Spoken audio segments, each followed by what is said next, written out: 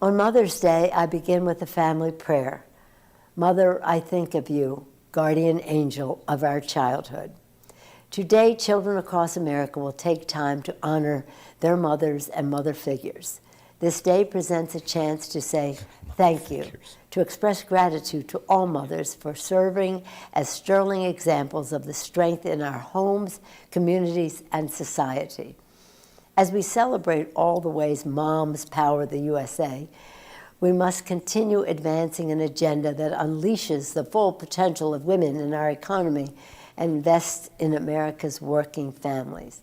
That's why House Democrats are committed to fighting for respect for women with bigger paychecks and lower health care costs, access to reproductive freedom for every woman, child care, equal pay, paid leave, home health care, universal pre-K, and so much more. Let us come together to work toward a Mother's Day when all women have equal opportunity. Let us pray for all mothers and always remember, when women succeed, America succeeds. Happy Mother's Day. Oh, yay. Well, grab a happy broad Mother's Day, bra. Go get an abortion because nothing says Mother's Day like abortion. Okay, sure. I mean, and again, I appreciate her inclusivity with respect to the mention of mothers and mother figures like those that I was mentioning because I'm forward thinking. It's funny, she wasn't the only one celebrating abortion on Mother's Day, unironically. State legislative human Kelly Cassidy, she tweeted out, "My abortion made my 3 sons and my life possible." Oh, my God. No, what? She didn't. They're adults laughing in the kitchen cleaning up from Mother's Day brunch. Was Candace Gingrich invited? This amazingly loving and joyful moment brought to you by access to the full spectrum of reproductive care. She needs mental health help. I mean, my abortion made my 3 sons possible. Made my 3 sons and my life possible. Abortion is what makes lives possible. Okay. If you can follow that logic, then, well, you probably are a Chicago Democrat voter. Do the 3 kids in the kitchen sort know of that... jarring, but it's... Oh, sorry. Well, it's just sort of jarring, and it's just a reminder of what you're dealing with when you hear people admonish you. You know, you have to find common ground. You have to reach out. We have to compromise on this issue of the protection of life from conception to natural death. We have to, forge deals that may not be optimal, but because we have to deal with reasonable people who disagree with us. Well, yeah. There are some reasonable people who disagree with us, and then there is the Kelly Cassidy and gang who really are the drivers of the leftist position on abortion. So it's just a reminder on this whole common ground, middle ground, compromise, concession, our line of argumentation of who you're actually dealing with if you think appeasement is or some compromised position of legal with restrictions is something that Kelly Cassidy and gang, again, the drivers of the position, are going to accept. 312-642-5600, turnkey.pro, answer line 64636. Type in DA, then a quick comment. I got to tell you, the kids, wait, back to her tweet or her social post. Do the kids in the kitchen know that mom killed one of their siblings? Do you want to talk about, we're going to have some dessert in a conversation? I mean, it's just so weird. People it is. This is right. And by the way, I'm a little upset that she just posted it because she's really supposed to shout it.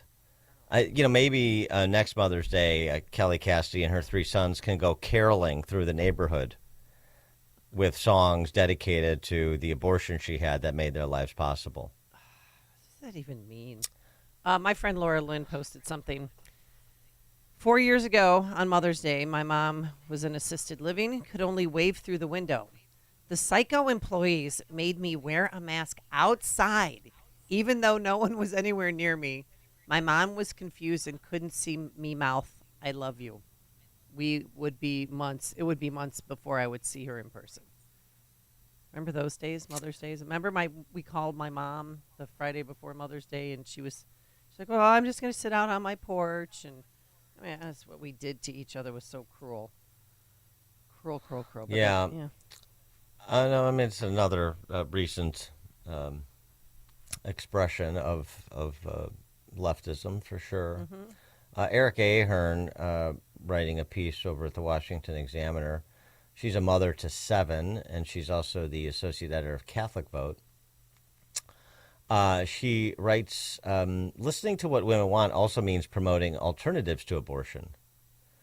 Peer-reviewed research shows nearly 70% of post-abortive moms say their abortions were coerced, unwanted, or inconsistent with their preferences. 60% said they would have chosen to give birth if they had received either more emotional support or had more financial security. These mothers deserve better than a government that pushes abortion as the only solution. There are thousands of pregnancy resource centers, maternity homes across the nation addressing the real problems women face, and they could use laws that are friendly rather than hostile to that cause. A myriad of other changes in policy sectors as far-ranging as housing, industry, and healthcare could go a long way in shifting America's focus away from its abortion obsession and toward building up the most important relationship in any society, the bond between a mother and her child. And she argues that a society built around the mother and child is something that we can and should get behind on this Mother's Day. Well, we should. Not all of us are ready, obviously, like, the leadership of the pro-abortion Democrat Socialist Party, as nicely represented by Nancy Pelosi nationally and Kelly Cassidy locally. Dan and Amy, Chicago's Morning Answer. Before you see it on TV, share it on Facebook, or read about it in the paper, hear it here first. This is Chicago's Morning Answer on AM 560. The Answer. Parents, grandparents, you might want to be sitting down because this is amazing news. Imagine the student in your family not asking you for money to pay for college, or better yet, not getting into years and years of debt. How's this possible? Scholarships.com, a trusted and widely used scholarship platform that helps your student find scholarships and navigate the financial aid process. Get help to pay for college through a personalized list of scholarships that your student actually qualifies for. Better yet, every scholarship is vetted to ensure accuracy. And now the best part, drum roll please, it's absolutely free. Go to scholarships.com today. Both students and parents can join for free. And within minutes, receive your list of personalized scholarship matches. Check out the wealth of information and resources available at no cost. And read the fantastic reviews from other scholarship winners. Scholarships.com has helped over 23 million students and families find scholarships to help pay for college. And will help you too. Join scholarships.com today for free. That's scholarships.com. Hey, business owners, are you wondering how to grow your business? Do you need cash flow and a ready source for financing? Well, Signature Bank can help. Hi, Mike Gallagher here to let you know that Signature Bank's loan decisions are made locally by a team who knows your name, cares about your business, and is invested in your success. When you need advice about your business or even have a question, Signature Bank is there to help. There are no handoffs or call centers. This is a team that wants to get to know you and your business. That's why Signature Bank in Chicago is my bank. That's right. I'm a customer. When I call, someone picks up the phone on the other end. And with Signature Bank, I can securely bank anywhere, anytime. Reach out to my friends at Signature Bank. Call 773-467-5630. That's 773-467-5630. Or visit them online at signaturebank.bank. Signaturebank.bank. Your business could be Signature Bank's next success story. Member FDIC, Equal Housing Lender. AM 560. The Answer. Hey, Dan, real quick, I just want to tell you I did get a nice email message from one of my senior volleyball players who started the Christian Club at our high school. Yes. Going to Wheaton College next year. Wonderful, wonderful young man. Coach, he's going to Wheaton College from Amundsen? Yes, Dan. Wow. Wait. Boy, one got by the goalie there, huh? Will you stop it? There's another grad who's going to Brown. All right. Thank you so much for coaching me and the team. It's been a huge honor, and I can't express how grateful I am. I hope this day turns out to be as blessed as you are. I mean, This is why you keep doing what you're doing with coaching. Yeah. Okay, coming up on Chicago's Morning Answer. At 5:38, upwards of 100,000 people turn out for Trump in Wildwood, New Jersey. Unbelievable. 5:38. And later, you think I'm the name assassinator, Dan? I found somebody worse than me. But now let's head into the newsroom. Here's Mike Scott. It's 5:30, 65 degrees. We're following a developing story in Glenview this morning. One person is dead after a speed-related crash. Late Sunday night, multiple vehicles were involved in the wreck in the 1200 block of East Lake Avenue, which remains shut down. It happened around 11 p.m. 3 were also taken to local hospitals in very critical condition.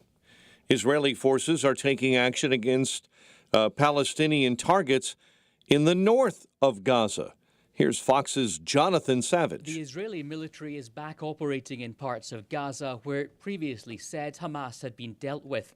This, along with the deaths of 4 soldiers in a Gaza City alleyway, are signs the Islamist group is still able to renew its threat. Tanks are trying to get to the heart of the Jabalia refugee camp. Residents there say airstrikes have destroyed clusters of houses. Meanwhile, in the south, Israeli forces are pushing deeper into Rafah. United Nations humanitarian chief Volker Turk warning he can't see how a full-scale invasion of Rafah can be reconciled with international law. Jonathan Savage, Fox News. Republicans are blasting President Biden's decision to pause shipments of bombs to Israel. South Carolina Senator Lindsey Graham on NBC's Meet the Press. Israel is in a fight for their lives. Hamas says they will do it again and again and again. They're dedicated to the destruction of the Jewish state. About 60 Rutgers University students walked out of graduation ceremonies protesting the Israel-Hamas conflict on Sunday. At Duke, a group of students walked out in protest of guest speaker, Jewish comedian Jerry Seinfeld. Former President Donald Trump's criminal hush money trial resumes this morning in New York. New payment cards are being introduced for asylum seekers in Germany. New rules were passed quietly by Parliament last month. The asylum seekers will now only be able to withdraw limited amounts of cash and will not be able to transfer that money outside of Germany. That will nip in the bud sending money to smugglers. Search is underway today for the family of a child found wandering on the city's southwest side. Chicago police tell us this morning the boy is believed to be between 3 and 4 years of age and was found in the 1300 block of West 64th Street in Englewood. Negotiations are stalled between pro-Palestinian, pro-Hamas protesters and DePaul University. We are completely willing to leave when DePaul meaningfully divests. We had a very clear demand from the very beginning. The university's president releasing a statement saying discussions are at an impasse. Meanwhile, a large counter-protest was held nearby by the Chicago Jewish Alliance and members including Anna Steinberg. Mother's Day, being a mom, is a day of joy where we get to celebrate life. And right now, we really just want to celebrate life. We know that the Jewish students and the Jewish teachers here have gone through an ordeal, and we're just here to support them. Demonstrators are vowing to remain on campus. Cubs claim their series against the Pirates with a 5-4 extra inning win in Pittsburgh. Southsiders lost to Cleveland 7-0. The Bulls earned the number 11 pick in the NBA draft lottery yesterday. Chicago had less than a 2% chance to actually win that lottery. The draft will be held June 26. Rory McIlroy celebrating a victory at the Wells Fargo at Quail Hollow. Big one next this week, the PGA in Louisville at Valhalla. The news, a service of Quick Delivery Service. Ground delivery when you need it from safe, licensed professionals. Go to quickdelivery.com now to schedule your delivery. A check of traffic and weather on the way next on AM 560. Charlie Kirk says it's a narrow margin. Roughly 244 million Americans will be eligible to vote, but 99.5% will not be deciders.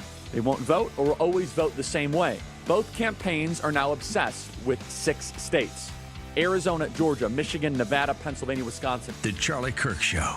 Afternoons at 1, right before Sebastian Gorka at 3 on AM 560. The Answer. This is a red alert for hard-working Americans who are tired of seeing their freedoms and retirement savings threatened by the globalist agenda. Wealth Protection Research is on a mission to find whistleblowers who are exposing these schemes. Real patriotic financial warriors like Jim Rickards and Porter Stansberry. They're not afraid to tell it like it is and fight back against the system. Now, with the 2024 election storming our way, your IRA and your 401k may be in the crosshairs. That's why we've compiled our 3 favorite ideas into our Election Protection Report. You definitely won't hear any of these in the mainstream news. Get your free copy of our Election Protection Report now. Just text TRUTH to 76626. Plus, today you'll also get a free gold investment kit from our sponsor, Augusta Precious Metals. Text TRUTH to 76626 now and get the free report and gold investment kit. The fight for your financial freedom is on. Text the word TRUTH to 76626. Standard text and data rates may apply. QC Kinetics provided amazing pain relief for a former professional baseball player, and you have access to the same life-changing treatments as retired pitcher Jose Alvarez. I put a lot of stress and strain and work on my right arm, but my right elbow took most of the damage with 3 surgeries. Arthritis developed and the pain was unbearable. It wasn't just pain when I was trying to play sports. It was anytime I was moving the right elbow. It was pretty excruciating at times. That's when Jose discovered QC Kinetics and their regenerative treatments that help the body heal itself, restoring damaged tissue and providing relief with no surgery or downtime. Jose's message to the medical professionals at QC Kinetics? My elbow is feeling outstanding. Where were you 10 years ago, for crying out loud? QC Kinetics is right here. Call for your complimentary consultation. Call QC Kinetics, 312-809-5955. That's 312-809-5955. 312-809-5955. Is your IRS tax debt making you feel anxious? The professionals at Allies Tax Relief are ready to negotiate your fresh start. Call them now, 800-230-5174. 5:37. Let's get a check on the roads. Team Hochberg Traffic Center time. And this update is a service of Woodland Windows and Doors. For 55 years, Woodland has been transforming living spaces with beautiful windows and doors. Take advantage of our 10% off installation on purchases through June 30th. Book your appointment now. Visit woodlandwindows.com. Glenview, Lake Avenue, east and west, between Waukegan Road and Wagner Road, completely shut down as they continue to investigate that fatal accident there. I-57, they've swept out of your way an accident on 57 inbound between Dixie Highway and the Calsag Channel, but earlier delays still remain. Chicago's Morning Answer with Dan and Amy continues next. Now, your official Chicagoland weather forecast. In our ReviveYourLawn.com weather center, cloudy warm, couple of showers or a thunderstorm this afternoon. High 79. Currently, partly cloudy and 65. Your next news update is at 6.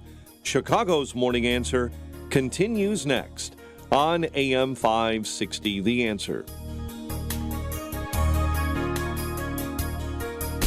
Now, from the Signature Bank Studios. Only the biggest stories, only the biggest guests, and only the biggest opinions. This is AM 560, The Answer.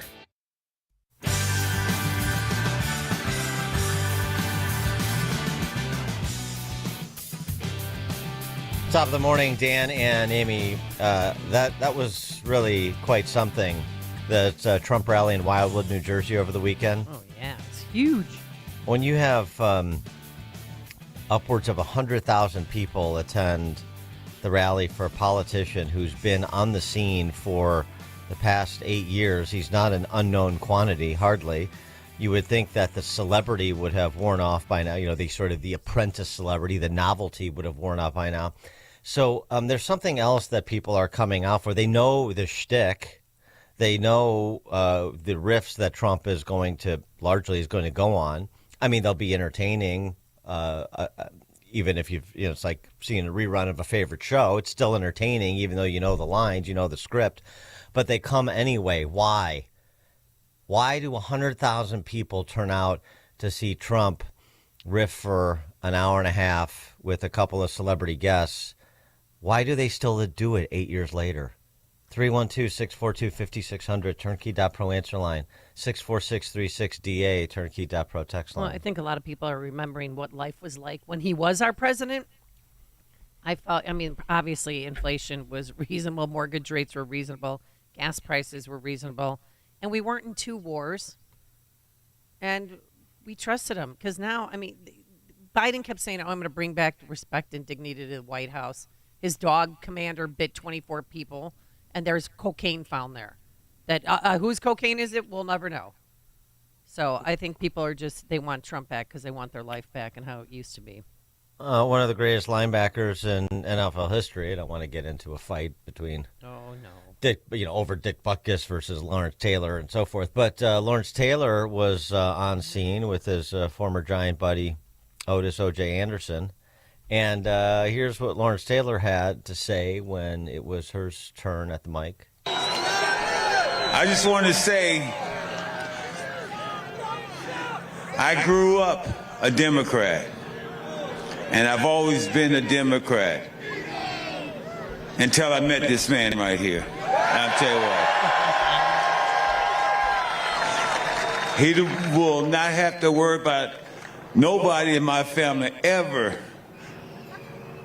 vote for a Democrat again. Okay. Yeah. I was going to snap their leg like he did Joe Theismann's. LT, speaking of cocaine, too, it was a perfect segue for LT. Otis Anderson also chimed in, excited to see the crowd. Did Otis Anderson have something to do with the exhibition company that set up the rally? I don't know. It sounded like it. It sounded he had a Metro Exhibits sweatshirt on. And he was sort of complimenting, hey, we put this on. So maybe that's a business of Otis Anderson's. I don't know. I tell you, it has been a very exciting day. You guys, not one person left here. You're still here yelling and screaming. So my word is, Wildwood, are you in the house? I can't hear you. Wildwood, are you in the house? Wildwood was in the house. Yeah. They were the house, yes. That was, it really is something to behold. And it's also something, it's going to be very, very difficult. The competitive, or the relative enthusiasm of the two parties for their respective nominees, it's going to be very difficult to see a groundswell of energy that puts 75 million ballots on the scoreboard for Joe Biden again. That almost is a statistical impossibility, just without having to do any of the econometric analysis, just in terms of, the bull jive test, the laugh test. 85 up to maybe 100,000 people. And for a politician, that's unheard of. And of course the Democrats, the boo birds out there. Oh, I'm sure people got paid to attend. No, they didn't. No, that is organic. That is support for a man who's got energy, who has, despite after being in people's living rooms for 13 years, they still want him, and they want to be around him, and they want to be part of something. So good for them. Vince in Geneva, you're on Chicago's Morning Answer. Hey guys, I just think it just shows that we the people are so sick of the uniparty and GC, the spineless Republicans bending their knee to the Democrats and Speaker Johnson. Here's a guy that literally they're throwing the entire kitchen sink at him, 94 phony indictments, and he's still out there fighting for us every day. So I want to see him whenever I can. It's a movement. We're not going away, and they're going to need a hell of a lot more phony mail-in ballots this time around. Thank you, guys. Thanks for the call, Vince. Marvin, Burlington, Wisconsin. Morning. Hope you guys ever have a good week. I think it's frustration of people. They're tired of having our so-called betters making decisions for us with nothing to say about it. And the man comes out and says what we're all thinking. He doesn't parse words. He just hits it head on and tells us exactly what we all know to be true.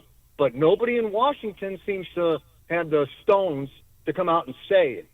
what is going on or what needs to be done. And people are frustrated with the so-called results from 3.5 years ago. And damn it, we're gonna voice our opinion. Thanks for the call, Marvin.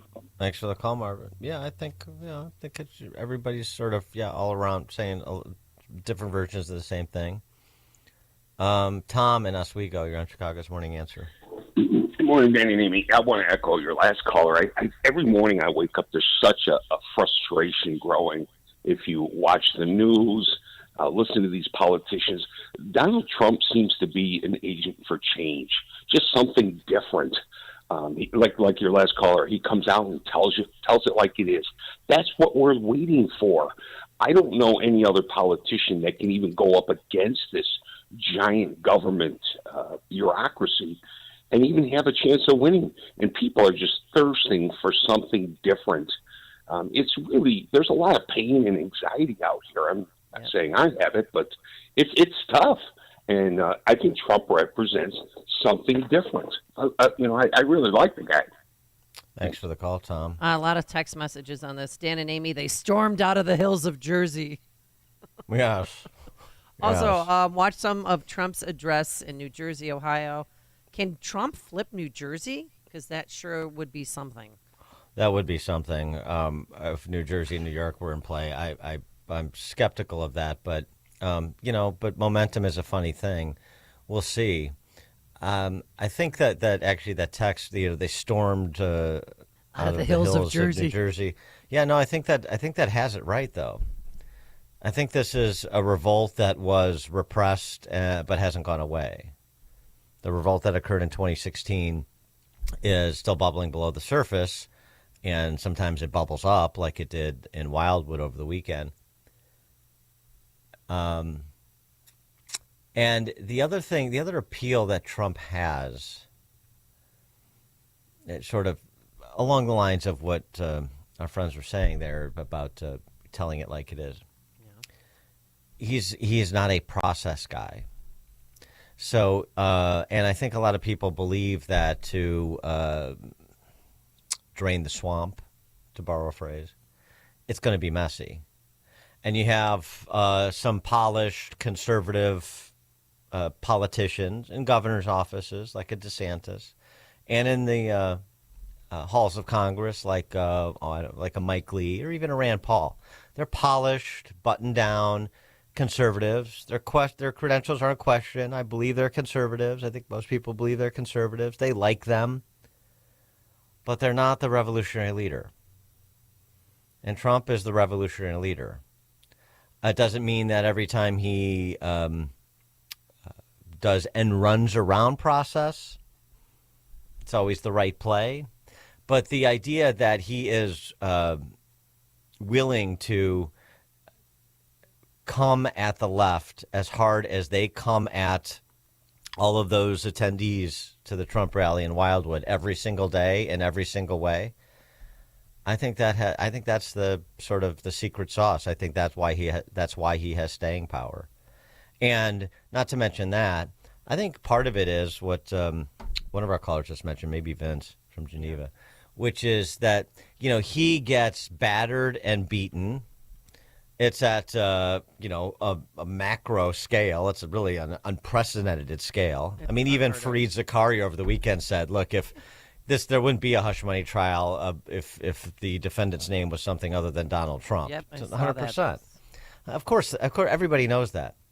But when he goes out day after day and he's getting hit from every direction and he's spending tens of millions of dollars, a lot of his own, too. He's not just raising money for legal defense. I mean, he's taken pretty significant financial hits. I don't think that's very much an argument for the last 8 years of his forays into politics. Yes, he's hawked some schlocky things, as is his wont to do, but the net of it is he's taken financial hits. His freedom is now imperiled.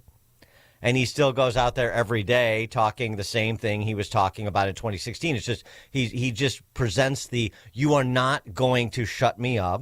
You're not going to get me off of my track and my mission, regardless of what you do, or or at least I'm going to die trying to do it.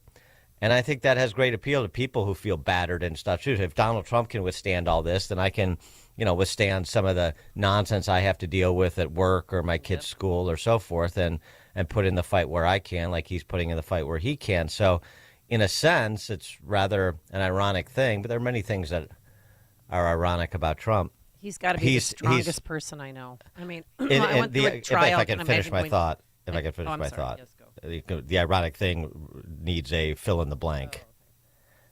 The ironic thing is he's leading by example. As much as he's seen as a bloviator and perhaps not the best example from a character perspective, in a real sense, he's leading by example. And I just think that people, I'm sure you've been through court hearings. Can you imagine going through 4 and having all this pending litigation and criminal charges? And I mean, that's the strongest person that I know in the world who can just get up every day and keep fighting, because it's unless you go through it, you don't know what it's like. And he's got multiple cases against him. And also, too, I think why a lot of people showed up at that New Jersey event is because they want him to close the border, and they know that if he's elected, we might have a secure America once again. Keith in Greenwood, Mississippi. No, hi, this is Keith Schmidt in Winfield. I was only in Greenwood for a little while. But okay, all right. People are probably going by ID on it. No, sorry. Yeah, okay. Yeah, so people are really feeling a sense of relief from 2020 when we were all silenced by our, by the protests and the whole George Floyd thing and the riots and all that stuff. We were all silenced and quieted, and everybody's just feeling a sense of relief to go to those rallies. They feel comforted in a group. Group therapy. Yeah, okay. That's another aspect to right. it. Yeah. Thanks for the call, Keith in Winfield by way of Greenwood, Mississippi. Joe in Hoffman Estates. Hey, good morning. I'm wondering if it is going to be too big to rig, using Trump's term, because I went to bed on election night, and it was 7,000 votes he was up by, and 4 days later he lost. So what's your opinion on that? Yeah, I thanks for the call. I don't think there's any reason to believe Trump cannot win. It's sort of an odd way to say it, but that this is a winnable race, regardless of the 10 million, round numbers, who knows, people who've entered illegally under Biden, regardless of the political hacks in Secretary of State's offices in some states, even regardless of the outcome of this trial in Manhattan. It's very much in Trump's grasp to win this race. That doesn't mean that you just say, well, the groundswell is so big, the numbers are so good that we don't have to do a lot better job with ballot security and the litigation and the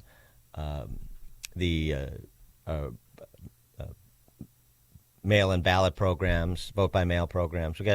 They do, but they're doing a lot better job already in the 6 months out than they had done in 2020, they being sort of the Republican Party generally as well as locally in particular states. It's uneven, but it's a lot stronger position in more swing states and nationally what's going on than it was in 2020, I should say. So, yeah, I mean, this is a very winnable race for Trump. People say, but can he really win? Yeah, he can really win. It's not a fait accompli, but yeah, he can really win. I mean, remember, he's been at this for 8 years. Right now, he's enjoying the best polling numbers he's ever had, right, even despite winning in 2016. So, yeah, he can win. That's real. And he's got the other side terribly frustrated. So if you want to be encouraged even more than the 100,000 people who turned out from in Wildwood, New Jersey, listen to what Serpent Head, Mr. Mary Matlin, Jimmy Carville, had to say on a recent video post as he's looking back on his life and looking at his life in the present and finding it wanting. In Trump's more ahead than he's ever been. Fewer people think January 6th was any kind of what it was, as an assault on the temple of democracy, the Constitution. I don't know what you want to say. It's going the wrong way. It's not working. Everything that we're throwing is spaghetti at a wall, and none of it is sticking, me included. And it's hard when you're starting your 80th year, and you know, like anybody else, I have an opinion of myself. And the opinion I've come to is, I don't matter. It doesn't matter. You can prepare, you can be on TV, or you can write pieces, you can have a YouTube channel, you can have a podcast, and nothing. And, you know, we gotta try to think of something different, because what we're doing is really, really not working. So there you go. Take heart from Jimmy Carville's despondency. That's a good sign, too. Dan and Amy, Chicago's Morning Answer. Connect with Dan and Amy on the AM 560 The Answer mobile app. Just text the word app to 64636 to download the app today.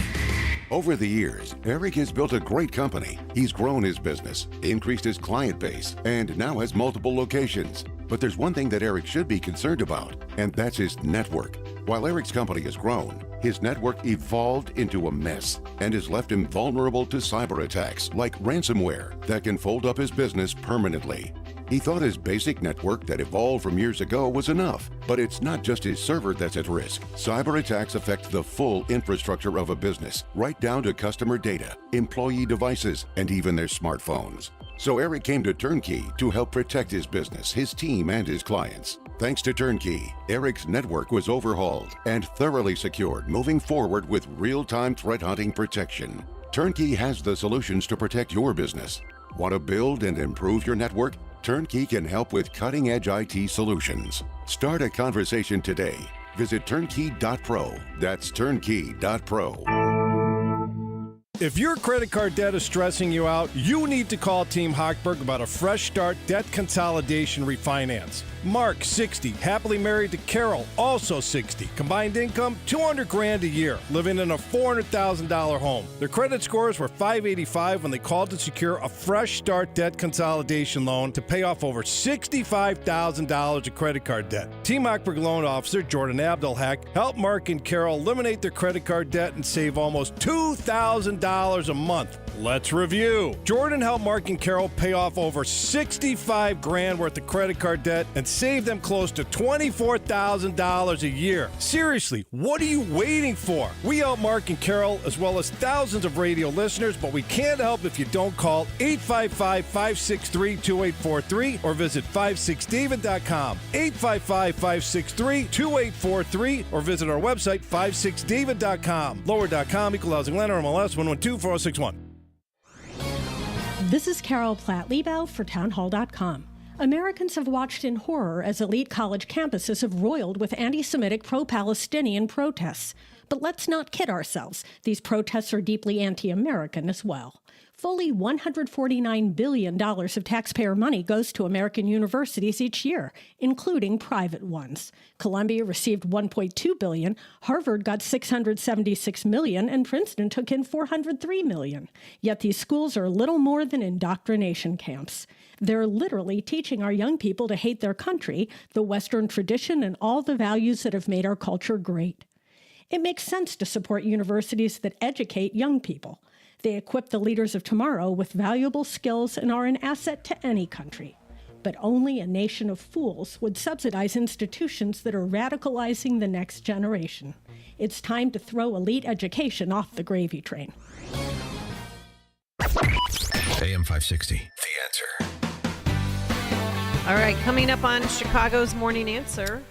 American Hamas liberates Daley Plaza at 6:06. But now let's head into the newsroom. Here's Mike Scott. A young child found wandering on the southwest side and a teen stabbed in the Loop.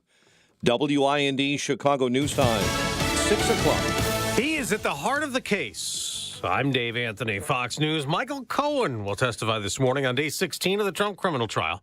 The former president is charged with falsifying records, reimbursing Cohen for paying Stormy Daniels to keep her quiet about alleged affair. He has made no secret of his disdain for his former boss. His job was once to go after Trump's enemies, but turning the tables by going after former President Trump. He is expected to tell the jury that Trump told him to pay off Stormy, and then the former president reimbursed him to protect his 2016 presidential campaign. But of course, Trump's defense is expected to point out a lot about Michael Cohen, the disbarred lawyer, that he lied to Congress, served federal prison time for tax evasion, bank fraud, campaign violations, and cannot be believed in anything he says. Fox's Eric Shawn outside the court 2 blocks away in New York City. A senator's trial gets underway today with jury selection. Bob Menendez, a New Jersey Democrat, accused of taking cash and gold bars and more in bribes to help foreign governments. He denies that, and like the former president in his case, Menendez calls it political persecution. Israel is pushing deeper into Rafah, going after Hamas militants in an area of Gaza filled with Palestinian civilians. Days after the U.S. warned that Israel may be violating international law. Secretary of State Antony Blinken tells NBC's Meet the Press. We treat Israel, one of our closest allies and partners, just as we would treat any other country, including in assessing something like international humanitarian law and its compliance with that law. Israel's defense minister just said he has updated Blinken on the precise operation in Rafah as Israel and Hamas militants also keep battling around Gaza City to the north. Another pro-Palestinian protest at another college graduation. A lot of you are thinking, I can't believe they invited this guy. But not everyone was laughing with comedian Jerry Seinfeld, who's Jewish. Some walked out. Upset with his being a vocal supporter of Israel, others in the crowd then chanted, Jerry, Jerry. America's listening to Fox News. 65 degrees at 6:02 on AM 560. The Answer. Good morning. I'm Mike Scott. One person is dead after a speed-related crash in Glenview late Sunday night. It happened just after 11 p.m. in the 1200 block of East Lake Avenue. 3 also were taken to local hospitals in critical condition. Search is underway for the family of a child who was found wandering on the city's southwest side. According to Chicago police, a boy believed to be between 3 and 4 years of age was found overnight in the 1300 block of West 64th in the West Englewood neighborhood. Negotiations are stalled between pro-Palestinian and pro-Hamas protesters and DePaul University. We are completely willing to leave when DePaul meaningfully divests. We had a very clear demand from the very beginning. The university's president releasing a statement saying discussions are at an impasse. Meantime, a large counter-protest was held nearby by Chicago Jewish Alliance members, including this woman, Anna Steinberg. Mother's Day, being a mom, is a day of joy where we get to celebrate life. And right now, we really just want to celebrate life. We know that the Jewish students and the Jewish teachers here have gone through an ordeal, and we're just here to support them. Demonstrators are vowing to remain on campus. A Chicago man has been charged, connected to the sex abuse of a resident at a suburban nursing home. Isaiah Fields of Chicago has been charged with aggravated criminal sexual assault and aggravated battery, according to the Kane County State's Attorney's Office. Now, we first reported last month that the victim, a resident at the Markland Hyde Center in Geneva, was discovered to be pregnant last month and recently gave birth. She's said to have profound disabilities. Cubs beat the Pirates 5-4. Southsiders managed just 6 hits in a 7-0 loss to Cleveland. Bulls earned the number 11 pick in the NBA draft lottery yesterday. Stanley Cup playoffs, Vancouver and Florida with wins. NCAA tournament women's softball field announced over the weekend. Northwestern travels to Texas to play in the Austin Regional. SIU is in. They face a beatable Cal team out west. The news is a service of ReviveYourLawn.com. Don't DIY, RYL. Revive your lawn with the landscape and design experts. Outdoor patios, kitchens, lighting, and more. Get an instant online estimate today at ReviveYourLawn.com. A check of traffic and weather is on the way next on AM 560. Your home is a valuable asset, and you want to take care of your home. From roofs, siding, windows, and doors to furnaces, flooring, landscaping, and much more. Listen to your go-to for all things home. It's Home Answers Radio every Sunday morning at 9. Presented by Lang Home Medical Equipment, Executive Green Carpet Cleaning, and by Valdecast Windows and Doors. Get answers from industry experts so you can make informed decisions about your home improvement. Right here on AM 560, The Answer.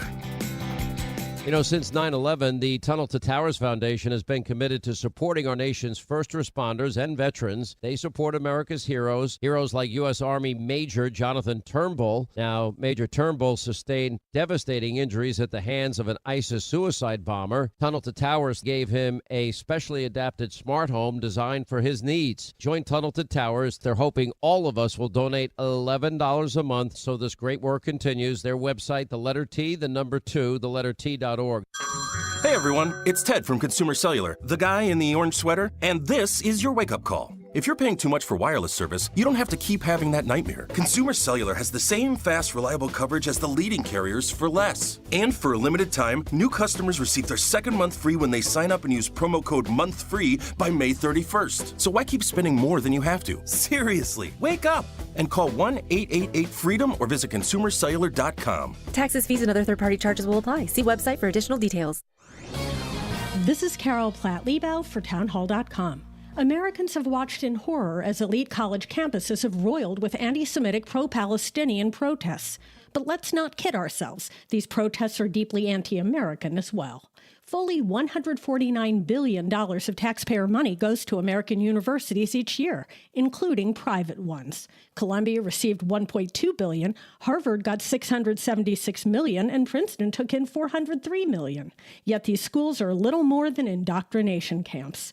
They're literally teaching our young people to hate their country, the Western tradition, and all the values that have made our culture great.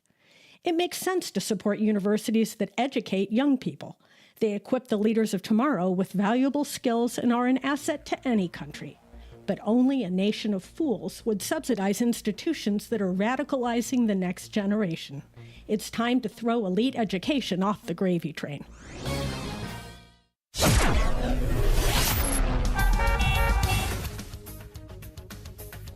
.607. Let's get an update on the roads. Team Hochberg Traffic Center time. And this update is a service of scholarships.com. Imagine news that your college student doesn't have years and years of school debt.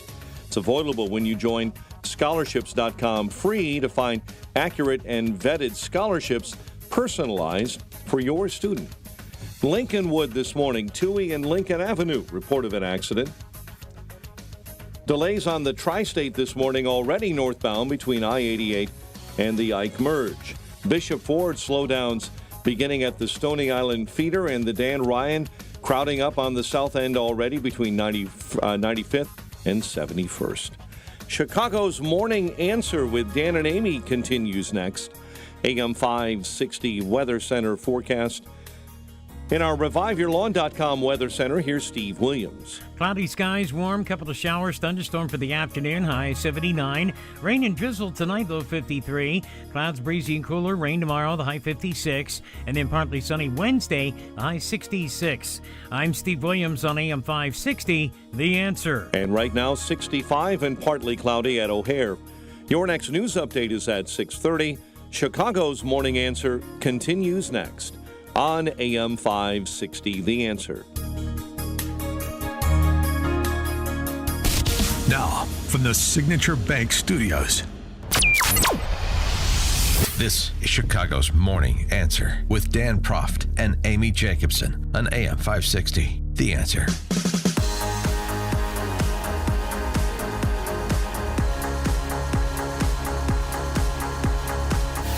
Top of the morning, Dan and Amy. I hope you saw over the weekend the good news. Daley Plaza has been liberated by the Hamas chapter, Chicago's Hamas chapter.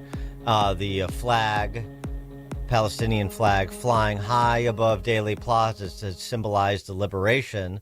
Congratulations to the Palestinians who freed Chicago from its liberation from its captivity by somebody or the other. What, Jewish people? I don't. What the heck is going on around here? 312-642-5600, turnkey.pro answer line, 64636DA, turnkey.pro text line.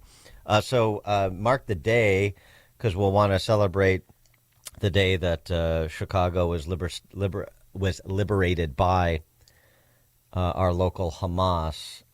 They make that an annual festival or some such thing, right? Yeah, and then, I tweeted out about it because it looks, the way that it was shot, it looks like the Palestinian flag is above the American flag, which should never happen. I don't care if it's a Chicago flag, the Illinois state flag. No flag should ever be flown above the American flag. And I've gotten a lot of pushback on that, saying, no, they're all the same height. But the way it was shot, it looks like it's the Palestinian flag is flying way above the American flag. Yeah, I that's like a secondary issue. I know, but what are we doing here? And then somebody tweeted out factual information and content. Amy, is everything. Cook County has the largest Palestinian population in the U.S. This is the third annual ceremony raising the Palestinian flag in Daley Plaza. Other countries and causes are honored the same way throughout the year. Yes, don't worry, folks. The LGBTQ plus is right around the corner. So at that time, I'm sure they're going to lower the Palestinian flag and then put up the trans flag. Yeah, well, whatever. I'm just to make sure all of the tribes that the political ruling class pit against one another in the city have their day, and then they can continue trying to climb over each other for access to the spoils of political power, which is what Chicago is. Chicago is a real model. And point of fact, it's kind of funny since tribal politics was brought up. Really funny because Bill Clinton is such a cipher. He's such a pathetic, sort of dithering old man at this point. But it reminds you what a cliche-ridden hack he was when he was this bright, new, shiny object back in the early 90s, and was going to chart a centrist course for the Democrat Socialist Party. How'd that work out? He couldn't even chart a centrist course in his home.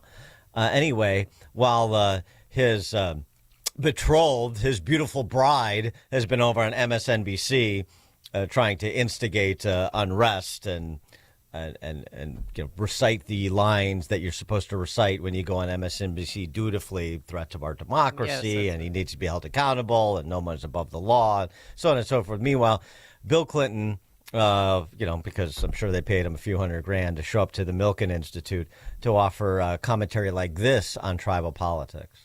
It's not tribalism. We are all tribal. We can't build identities except with reference to other people with different identities. And we're in the basketball playoffs now. If you're for one of these teams, you can't be for another. It's a zero-sum game. But there is what I would call inclusive tribalism and divisive tribalism. And the big political benefits have come from divisive tribalism. But it is a potential endless disaster because our capacity, if we cooperate, to solve every challenge we face, including all the things you've done so much wonderful work on over the years, is unlimited. Oh, that's a Rhodes Scholar, ladies and gentlemen. Give it up. Wow, what insight. He is so brilliant. The inclusive versus divisive tribalism. Wow, what a formulation. What a deep thinker he is. I'm so impressed. Yale Law, Rhodes Scholar. Yeah, you notice in his remark there, tribal politics that is divisive is the road to disaster, but he doesn't tell you why. He just goes on to say, because we could be so much better when we put our tribes behind us and work together because we have more in common than we do differences, the pat political hack line. But remind us which party has divided our nation along every grievance imaginable. So the point, yes, and the point of tribal, we're all part of tribes. We all have identities, no kidding. But where he tries to make a moral equivocation, it's not just the right-wing media. The mainstream media rewards divisive tribalism as well. Please stop. your party's entire raison d'etre is divisive tribal politics. It is identity politics to have people warring with one another over immutable characteristics like your race or your ethnic heritage or your sex. You don't even think they're immutable. Your party, they are. Your sex, I'm talking about. But also my identity. Rachel Dolezal identifies black because that's not immutable anymore either, according to your party. Mr. Former President Rhodes Scholar. It's destructive because you're fighting over things you can't change. And so you're just saying my immutable characteristic is intrinsically more valuable than yours. It has nothing to do with behavior. It has nothing to do with work product. It's just a claim based on chance. Black, white, Catholic, Jewish, Muslim, whatever. I mean, you can choose your religion at some point, I understand, but you get the point. And that's what he doesn't want to explain. Because to explain that would be to indict his party. And he'd probably get a tongue lashing at home, too, if those two are ever at home together in Chappaqua. But the tribal politics. So this is, of course, what's going on college campuses. What's been going on? Well, we've all been talking about for 2 decades before Bill Clinton came along with his formulation. There's this kind of tribalism and that kind of Please. It's ridiculous. It's patronizing, really. Got a text message. Dan and Amy, if Bill Clinton wants to put an end to the political division, he should start at home with Hillary. Cori Bush and Rashida Tlaib, Socialist Spice Girls, were out in force, a little presser on behalf of the model Hamas folks and the other Soros-funded train the trainer organizations that are platformed by the Teamsters here in Chicago, for example. So you had MF for Spice and Security Detail Spice lead this presser to talk about what they see going on in college campuses. This is really instructive. Okay. The GW Gaza Solidarity Encampment and assaulted, pepper sprayed, and arrested the nonviolent student protesters in the middle of the night while you were sleeping. This is all happening because those who refuse to stop the ongoing genocide in Gaza think they can arrest and brutalize their way out of this situation. Yeah. They think they can intimidate and erase the overwhelming voices for peace and justice. They think they can jail dissenters and silence the wide consensus among people in this country that there should be an immediate and permanent ceasefire. These students are here today to demonstrate that they refuse to be silent. That's right. From GWU to WashU and everywhere else, students have been violently beaten without provocation. They have been arrested and charged with disproportionate offenses. They have been suspended and barred from campus. They have been denied access to food and medical services. So internationally, the bad guy is the state of Israel. Domestically, the bad guys are anybody who supports Israel and, of course, the police who are enforcing the support of Israel, to hear the Socialist Spice Girls tell it. Well, why? Well, this is that fine strain, all this complaining about the police. I mean, obviously, they're called in. The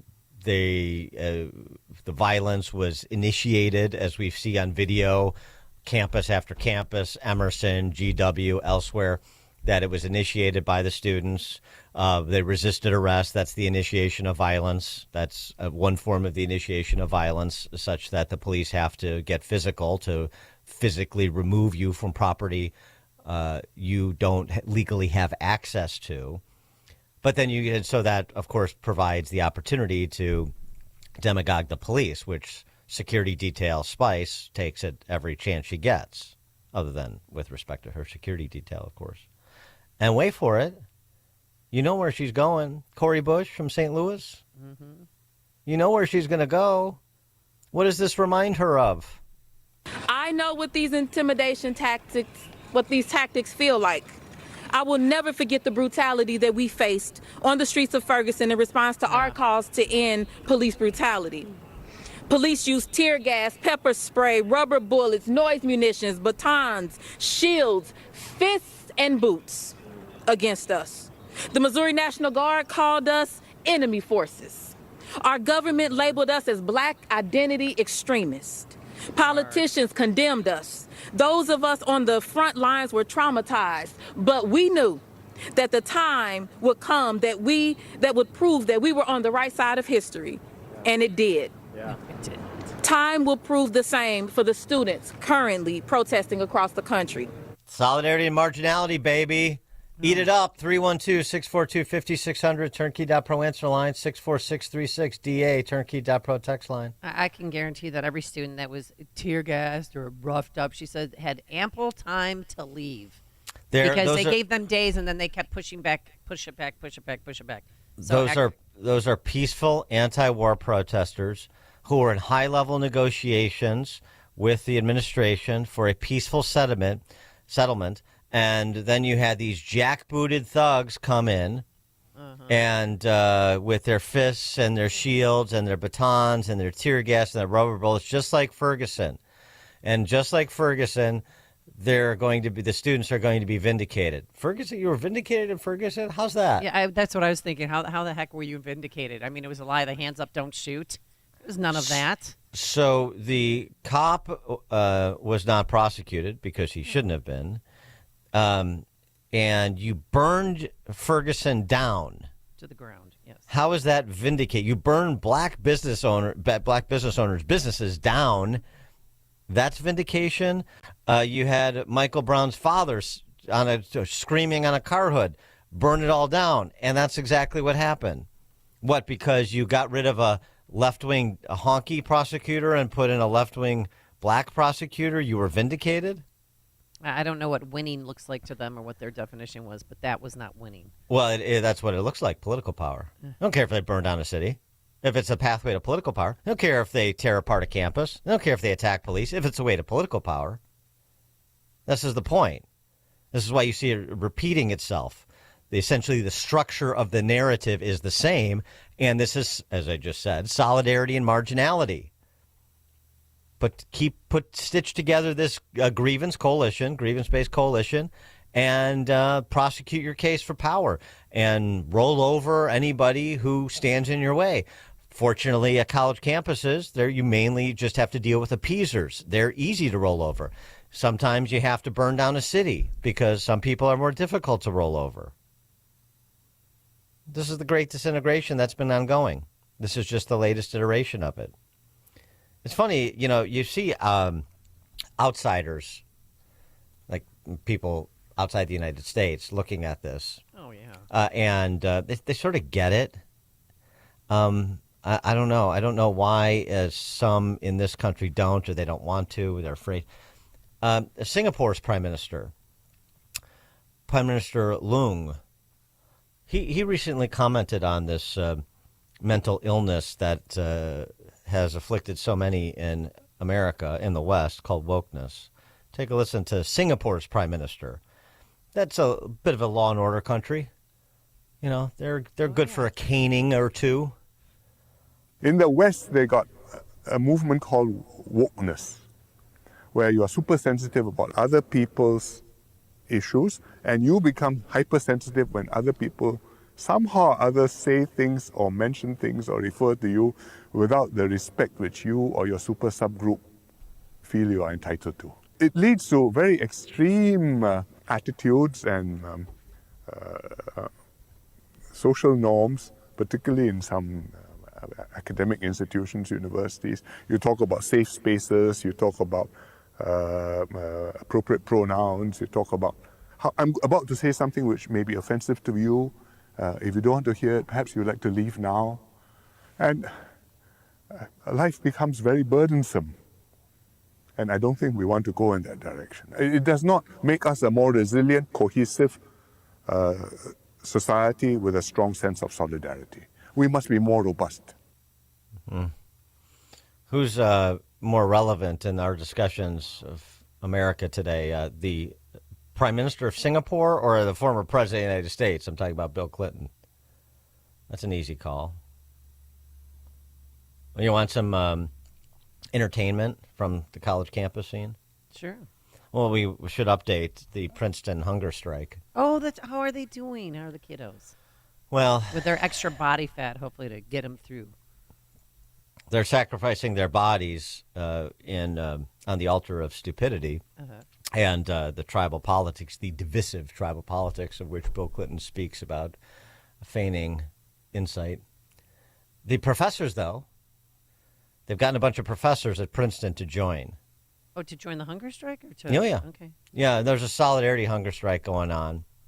Let's hear from a couple of the professors. Okay. There's about a dozen had a press conference. You know, these dueling press conferences as, again, these high-level diplomatic confabs are occurring between student organizations and the administration.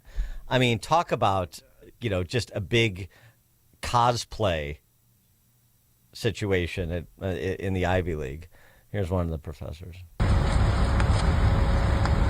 On Friday morning, May 3rd, 18 Princeton University students began a hunger strike. They are eating nothing and drinking water very sparingly. These students' blood pressure have dropped and their bodies have begun to consume their own tissue. The university has gone out of its way to make life difficult for these beleaguered, underslept, and already hungry student protesters. Our students have not been permitted the shelter of a makeshift tarp, even in this inclement weather. We support and applaud our students because they are displaying moral imagination and an ethical commitment to justice and equality. And this comes out of what they do as students. They read, they study, they learn and think about the world we live in, the world as it is, the world as it came to be, and how this world ought to be. And so this hunger strike is part of their life as students. We support them. Yeah, and we'll remember them fondly when they starve themselves to death. We'll see. Oh, that's great. Their hunger. They're eating their own tissue. Yeah. The tissue starting to the lack of hunger. They're starting to consume their tissue. How does he know that? This is just great. I mean, I guess it's already consumed their brain, so it might as well consume the rest, I suppose. Here's one more.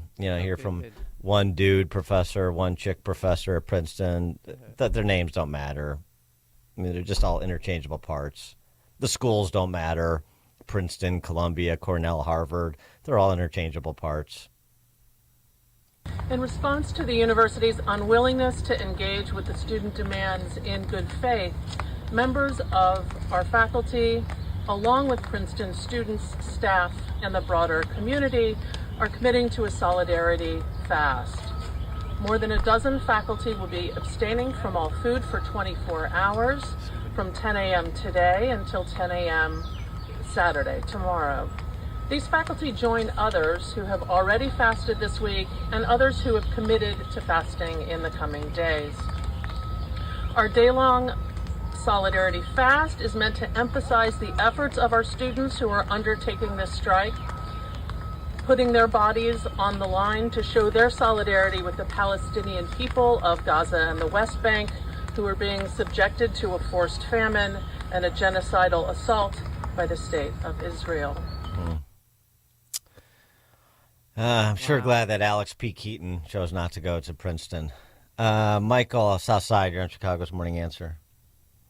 Morning, Dan. Morning, Amy. Thank you so much for taking my call. All this current drama, campus drama, reminds me of the garbage that took place. Uh-oh. He's got a bat phone. What? You have crime to fight? I wish. All this campus drama reminds me of the garbage that took place at the University of Missouri about 8 or 9 years ago when the school's president was forced to resign because the BLM protesters felt he was not sufficiently wedded to their cause. Yeah. Right. That's right. Yeah. Thanks for the call, Michael. Well, and then now the pendulum has swung back and it's knocked out half of the Ivy League presidents. because of grief from donors and, mainly donors. But I guess some faculty, particularly Jewish faculty. But, it's complicated. But the problem, the larger problem is that you just don't have any leadership in these institutions. You don't want to eat? Fine. Then don't eat. It's not going to change anything. I don't care about. I mean, if those kids, we'll see. We'll see when the bodies start eating enough of their tissue, and see if they want to come in for a hamburger. I'm not particularly concerned about the performative art on the campus of Princeton, but the institutions themselves. Again, deposing the president doesn't change necessarily the institution. There's just a massive cultural problem on college campuses, like there's a massive cultural problem in society writ large. Frankly, the former, in large measure, begot the latter, and so that's what the focus should be. And then again, the Princeton hunger strikers and these other phony baloney negotiation teams on campuses, that is for entertainment purposes only. Focus on the institutional responses. Focus on the institutional responses always. All right, coming up at 6:36, we'll turn our attention to matters economic with Scott the Cow Guy Shellady, 6:36. But now into the newsroom we go. Excuse me, here's Mike Scott. 6:31, mostly to partly sunny and 63 right now. South Carolina Republican Senator Lindsey Graham among Republicans this morning saying Israel must do whatever it takes to survive as a Jewish state. Israel is surrounded by forces, terrorist groups that want to destroy the Jewish state, not help the Palestinians. This is 9/11 and Pearl Harbor all rolled into one. On NBC's Meet the Press, Graham called President Biden's decision to pause shipments of weaponry to Israel the worst decision in the history of U.S.-Israel relations. The trial for an indicted U.S. senator is set to begin in Manhattan. Fox's Ryan Schmelz is there. Senator Bob Menendez is accused of taking part in an alleged bribery scheme to help the nations of Egypt and Qatar in exchange for gold bars and luxury cars. Jury selection will begin today in New York, where Menendez is being tried separately from his wife, who's facing similar charges. The New Jersey Democrat has denied the allegations and accused prosecutors of persecuting him. Menendez has refused the calls from his fellow Democrats to resign, but Senate Majority Leader Chuck Schumer has not said if there will be an ethics investigation. In Washington, Ryan Schmelz, Fox News. The controlled demolition of debris lying on the cargo ship that struck Baltimore's Francis Scott Key Bridge is set to take place later today. Crews will be using explosive charges to break apart debris from the ship so it can be refloated, clearing that channel for access to the port of Baltimore.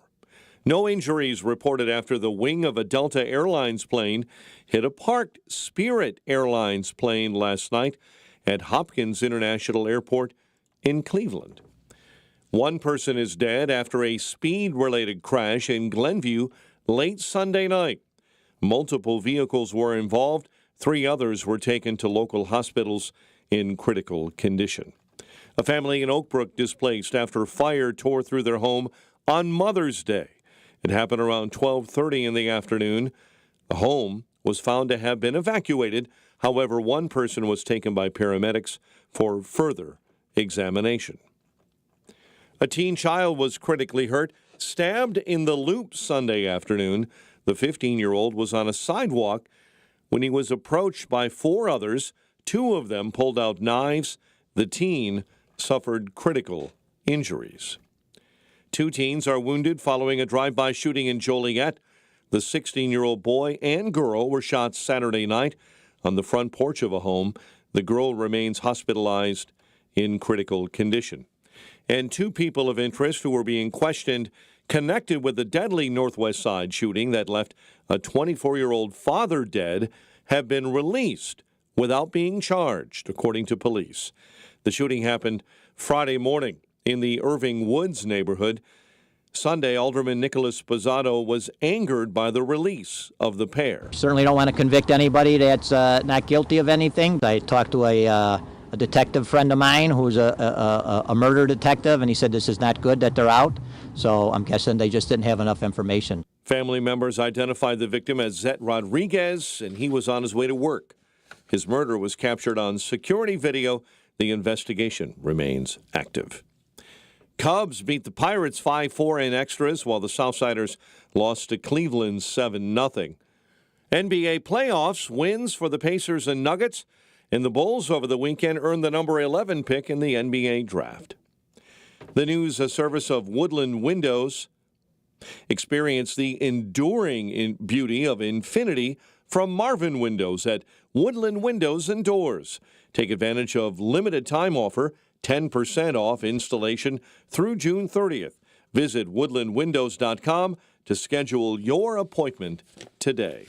A check of traffic and weather is on the way next on AM 560. Your home is a valuable asset, and you want to take care of your home. From roofs, siding, windows, and doors to furnaces, flooring, landscaping, and much more. Listen to your go-to for all things home. It's Home Answers Radio, tomorrow morning at 9. Presented by Lang Home Medical Equipment, Executive Green Carpet Cleaning, and by Valdecast Windows and Doors. Get answers from industry experts so you can make informed decisions about your home improvement. Right here on AM 560, The Answer. Think identity theft won't happen to you? Think again. There's a new victim every 3 seconds in the U.S., over 15 million this year alone, and many don't even know they're victims. LifeLock alerts you to identity threats you could miss even when you monitor your credit. If your identity's stolen, a dedicated U.S.-based restoration specialist will work to fix it. No one can prevent all identity theft, but everyone can save up to 25% their first year with my name, Clay, as the promo code at LifeLock.com.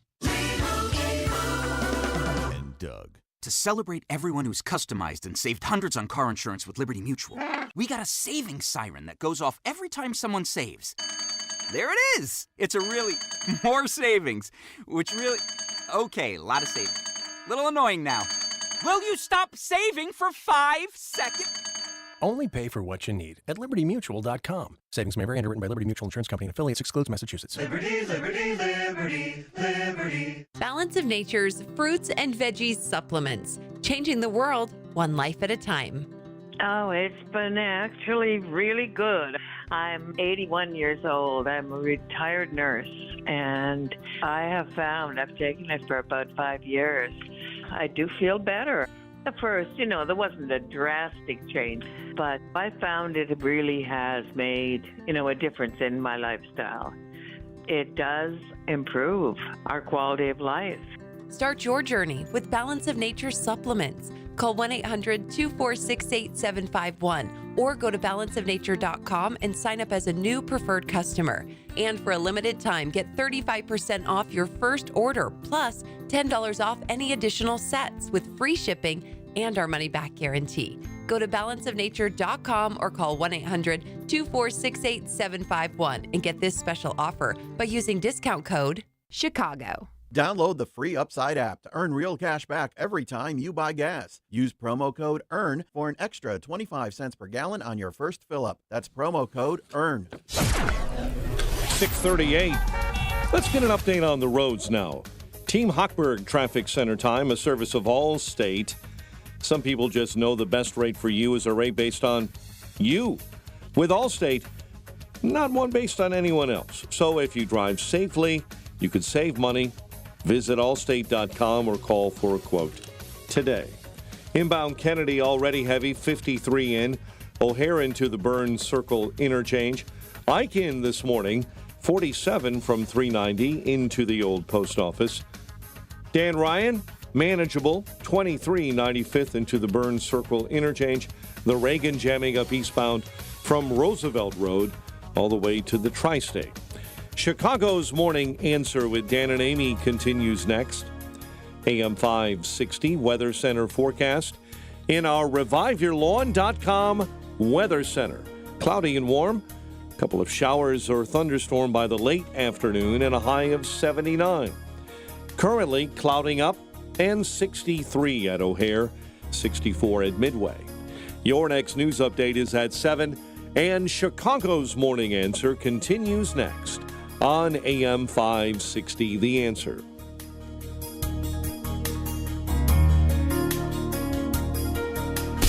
Now, from the Signature Bank Studios. Only the biggest stories, only the biggest guests, and only the biggest opinions. This is AM 560, The Answer.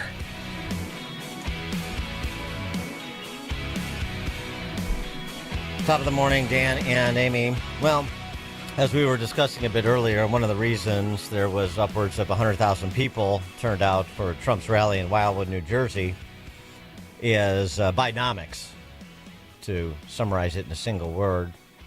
And the bull jive they're being fed by the Biden administration to tell them how Bidenomics is working, or to the extent it's not, he's not to blame. There are other dark forces that are afoot that are the responsibility for anything that is not going well for you, like, paying bills.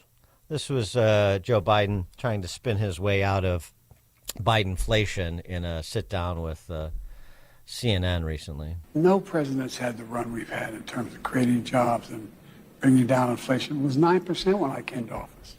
9%. But look, people have a right to be concerned. Ordinary people. The idea that you bounce a check and you get a $30 fee for bouncing the check, might change that. You can't charge more than $8 for that. Or your credit card, your late payment, $35.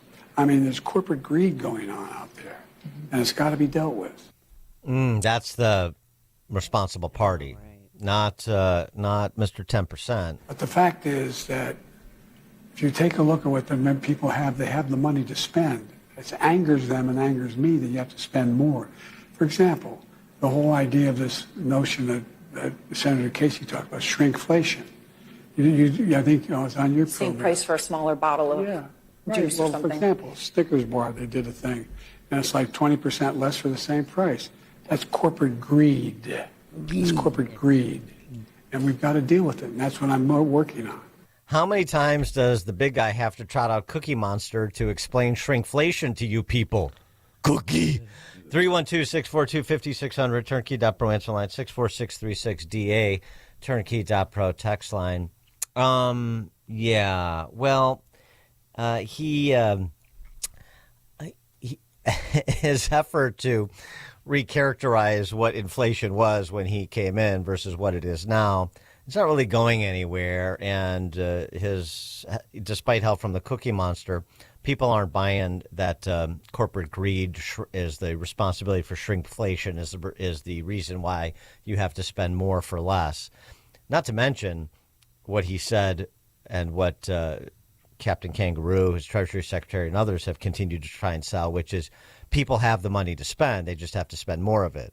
Well, if you have to spend more of it for the same things, more of it for less, as I said, then at some point you don't have the money to spend anymore. And I think there's a lot more people that are on the precipice of that than this administration wants to admit. And that's not helping his standing with those people very much, is it now? No, and if you're on a tight budget, I mean, the money's got to come from somewhere. And instead, a lot of people are putting groceries and on their credit cards, which is a very slippery slope. But what did we think was going to happen? They kept printing money and sending us money, and EBT cards, and $934 a month here and $1,200 here.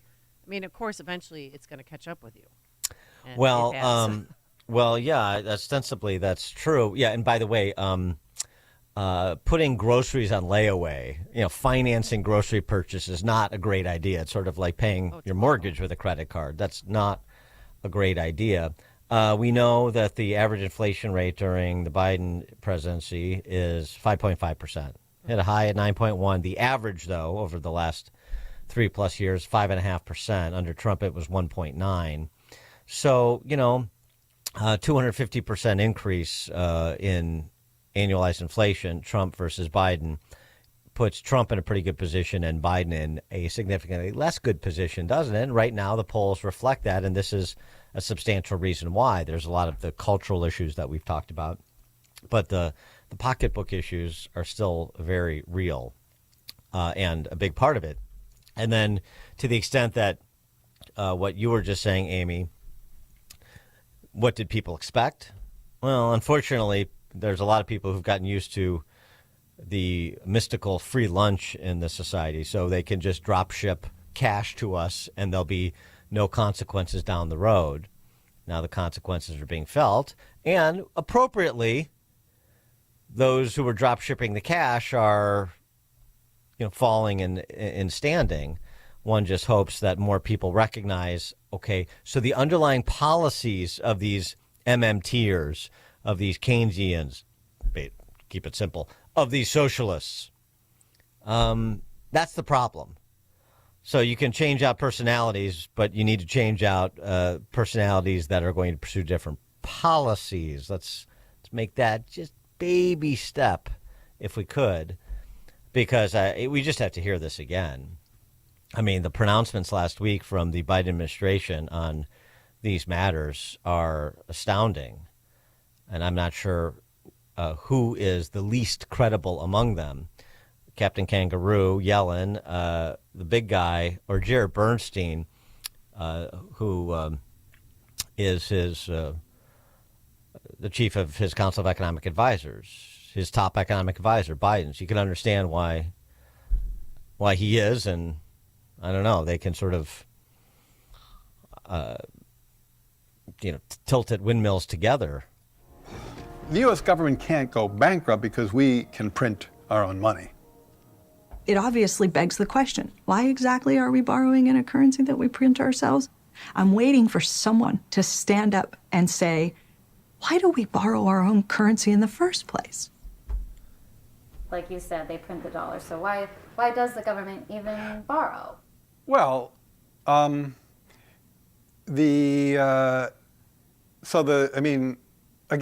some of this stuff gets, some of the language that some of the language and concepts are just confusing. I mean, the government definitely prints money, and it definitely lends that money, which is why the government definitely prints money, and then it lends that money by selling bonds. Is that what they do?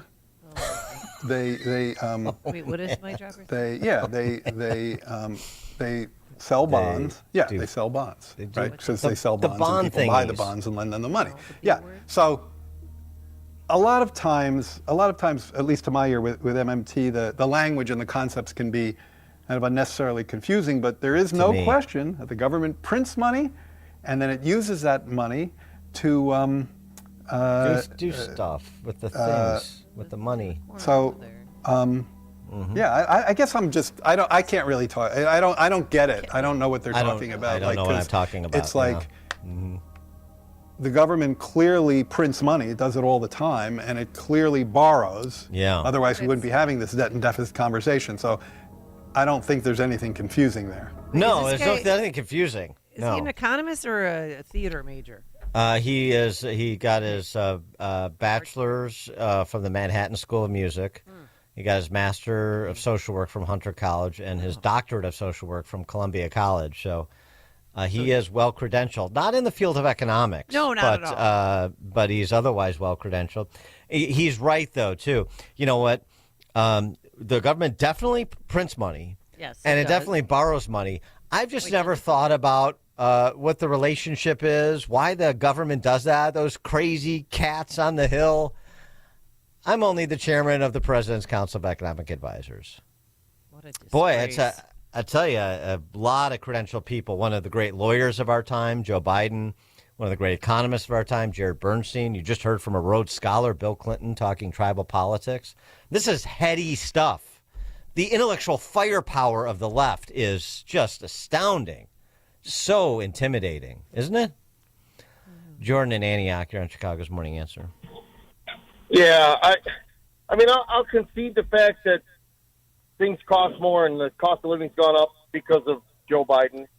And then, so don't make us bring out the Cookie Monster. Yeah, I don't want to. But explain shrinkflation to you. So if I overextend myself on my credit card, you're going to lower my late payment fee, and then if I write a check that I can't cover, you're going to lower that fee too. And then if I enter into a financial contract with a educational institution, or who knows, maybe even my financial institution for my installment loans on my vehicle, or you're gonna write that off. So I'm not responsible for anything I do. I'm sorry. Who's the very responsible party? The one that's propagating this, or the one that is saying, "Hey, you owe me money." Let me explain something to you, Jordan, if I can. So you definitely make money. We know that you definitely make money, and then you definitely write checks to spend that money. I do. Okay. Yeah, but but nobody knows what the relationship between those two things is. That's an unknowable. We have no idea why you spend. Making money. We have no idea why you spend money. Why at some point when you spend money out of your checking account that you've made, you're no longer able to spend any more. We have no idea why that occurs. Nobody knows. I need more breadcrumbs. I can't get back from this one. Yeah, it's Have tough. a good day, guys. Thanks for the call, George. This is high level. It's sometimes, we make it confusing, but there's nothing confusing about it. Jordan makes money. Okay. Right. Okay. Right. Now follow me on this. Then he spends the money he makes. Yeah. But at some point, when he spends more money than he makes, he can't spend any more money, but we don't know why. Oh, my God. There's your Bidenomics 101 lesson for this morning. Dan and Amy, Chicago's Morning Answer. Hear about the big stories of the day, then talk about them right here on Chicago's Morning Answer on AM 560. The Answer. I think one of the things that patients don't realize is that when they get a joint replacement, that's not a lifetime treatment option. And they're probably, if they are a younger patient, signing up for multiple surgeries down the road. As a physician and medical director for QC Kinetics, Dr. Caravelli's seen a pattern of trending joint pain. Prolonged medication, steroids, then surgery, possibly another surgery. So a lot of our patients are trying to avoid or put off surgery, and this is the treatment that can help them do that. QC Kinetics extracts your body's healing substances, concentrates them back into your aching joints to help heal and restore those areas, providing lasting relief. Oh, I love being able to tell my patients, before we do this surgery, let's try another option. Let's see if this is right for you, because now they might not have to have surgery at all. Call today for your free consultation. Call QC Kinetics, 312-809-5955. That's 312-809-5955. 312-809-5955.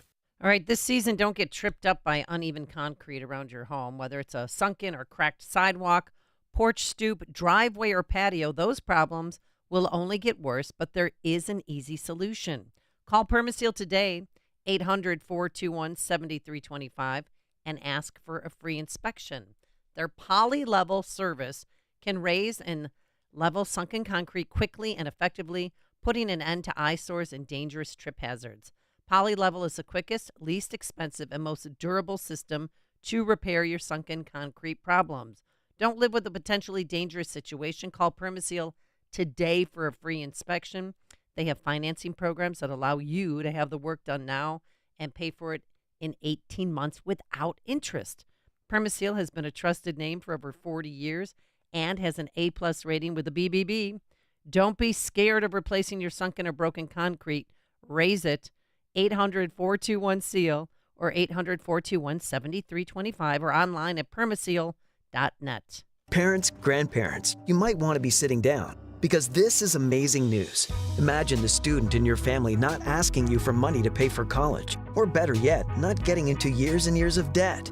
How's this possible? Scholarships.com, a trusted and widely used scholarship platform that helps your student find scholarships and navigate the financial aid process. Get help to pay for college through a personalized list of scholarships that your student actually qualifies for. Better yet, every scholarship is vetted to ensure accuracy. And now the best part, drum roll please, it's absolutely free. Go to scholarships.com today. Both students and parents can join for free. And within minutes, receive your list of personalized scholarship matches. Check out the wealth of information and resources available at no cost. And read the fantastic reviews from other scholarship winners. Scholarships.com has helped over 23 million students and families find scholarships to help pay for college. And will help you too. Join scholarships.com today for free. That's scholarships.com. Balance of Nature supplements, changing the world one life at a time. The Fiber and Spice is a very effective product. There's no question. A product that is very reliable. It's a very good product. I swear by these. Probably the best products that I have ever used. I think they're just simply good for your body. When I used to work, I used to do my art over the weekend all the time. And now I do yard work. I have been doing yard work. I can sweep my floor and make my place look nice. And I take Balance of Nature, and yeah, that feels really good. Call 1-800-246-8751 or go to balanceofnature.com and sign up as a new preferred customer. And for a limited time, get 35% off your first order, plus $10 off any additional sets. Go to balanceofnature.com or call 1-800-246-8751 and get this special offer by using discount code CHICAGO. Success. It's discipline. It's teamwork. It's the drive and passion inside of us that comes before all recognition. It's the best of each of us made better by the best in all of us. It's what Stifel's been doing for over 130 years. And it's why Stifel is one of the fastest growing global wealth management and investment banking firms in the industry. Stifel. It's where success meets success. Start your journey at stifel.com. That's STIFEL.com. Stifel Nicholas and Company Incorporated, member SIPC and NYSE. Over the years, Eric has built a great company. He's grown his business, increased his client base, and now has multiple locations. But there's one thing that Eric should be concerned about, and that's his network. While Eric's company has grown, his network evolved into a mess and has left him vulnerable to cyber attacks like ransomware that can fold up his business permanently.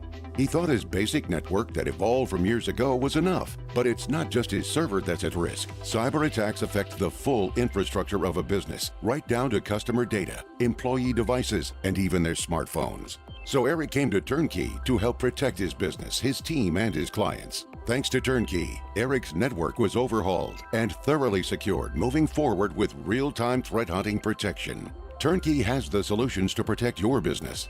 Want to build and improve your network? Turnkey can help with cutting-edge IT solutions. Start a conversation today.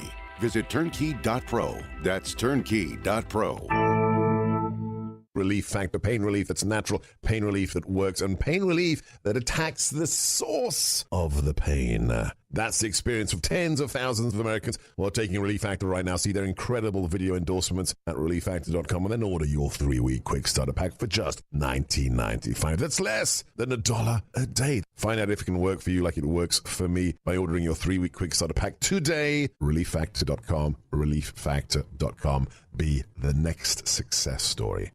Madame Giselle senses a change in your future. Is it a promotion? I see a door opening.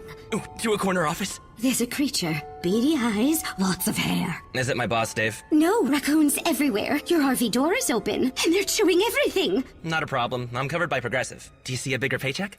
Customize your coverage with Progressive's Pest Damage Protection and be prepared for the unexpected. Progressive Casualty Insurance Company and Affiliates. Pest damage protection available for RVs less than 6 years old. $250 deductible applies to any claim. AM 560. The Answer.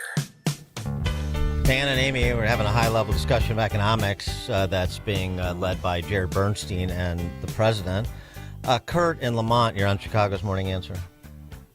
Yeah, hi, Dan and Amy. Thanks for taking the call. Jared actually used to be on Fox every Saturday years and years ago on all of the morning programs. But my point is that, he can't explain MMT because it can't be explained. The two tenets are the government can print all at once, and when you have inflation, they can just raise taxes. So what that's saying is, in effect, that the government is going to steal from you through taxes, and it's also going to steal from you through inflation. What they try to do is maintain a low inflation rate so you don't perceive that you're losing the value of your money, but now they can't hide it, so they have a problem. So that's really my point. That this is really theft. Yes, but there's no question about that. Thanks for the call, Kurt. Appreciate that. Helping to distill Jared Bernstein's deep thinking for us. The solution, though, is just to do what these MMTers suggest, all these actual econ professors. Well, you just invest in infrastructure and K-12 education. So for those people who are confused about this, want to spend beyond their means, as long as you're spending it on bridges and roads and schools, you're fine. So just put all your money into those investments like the government does. Nothing but positive returns that we're told. It's going swimmingly. All right, coming up on Chicago's Morning Answer. At 7:07, we'll talk to our friend Steve Bucci from the Heritage Foundation about the UN rewarding the Palestinians for the October 7th terrorist attack. 707. What would Churchill say? But now let's head into the newsroom. Here is Mike Scott. Talks stall between DePaul and pro-Palestinian protesters. A teen is stabbed in the Loop, and 2 Illinois State police officers accused of PPP fraud. WIND Chicago News Time, 7 o'clock. It's Michael Cohen's turn. I'm Dave Anthony, Fox News. Well, he once said he would take a bullet for President Trump.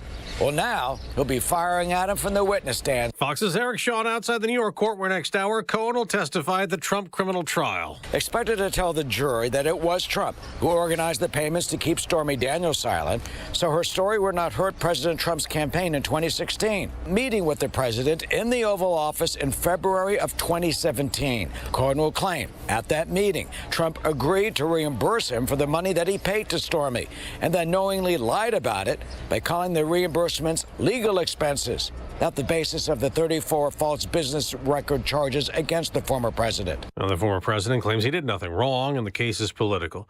Just a couple of blocks away in New York, a senator's trial will start. Senator Bob Menendez is accused of taking part in an alleged bribery scheme to help the nations of Egypt and Qatar in exchange for gold bars and luxury cars. Jury selection will begin today in New York, where Menendez is being tried separately from his wife, who's facing similar charges. The New Jersey Democrat has denied the allegations and accused prosecutors of persecuting him. Fox's Ryan Schmelz. A manhunt for an accused cop killer is over in Ohio. Dwayne Vaughn found dead last night at a Shaker Heights apartment the day after police say he murdered a Euclid officer.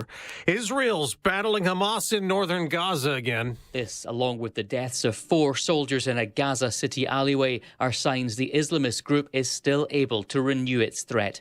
Tanks are trying to get to the heart of the Jabalia refugee camp. Meanwhile, in the south, Israeli forces are pushing deeper into Rafah. Fox's Jonathan Savage. Israel says that operation's vital against Hamas, but Secretary of State Antony Blinken reiterated U.S. opposition, talking this morning to Israel's defense minister, urging him to protect more than 1 million Palestinian civilians there. America's listening to Fox News.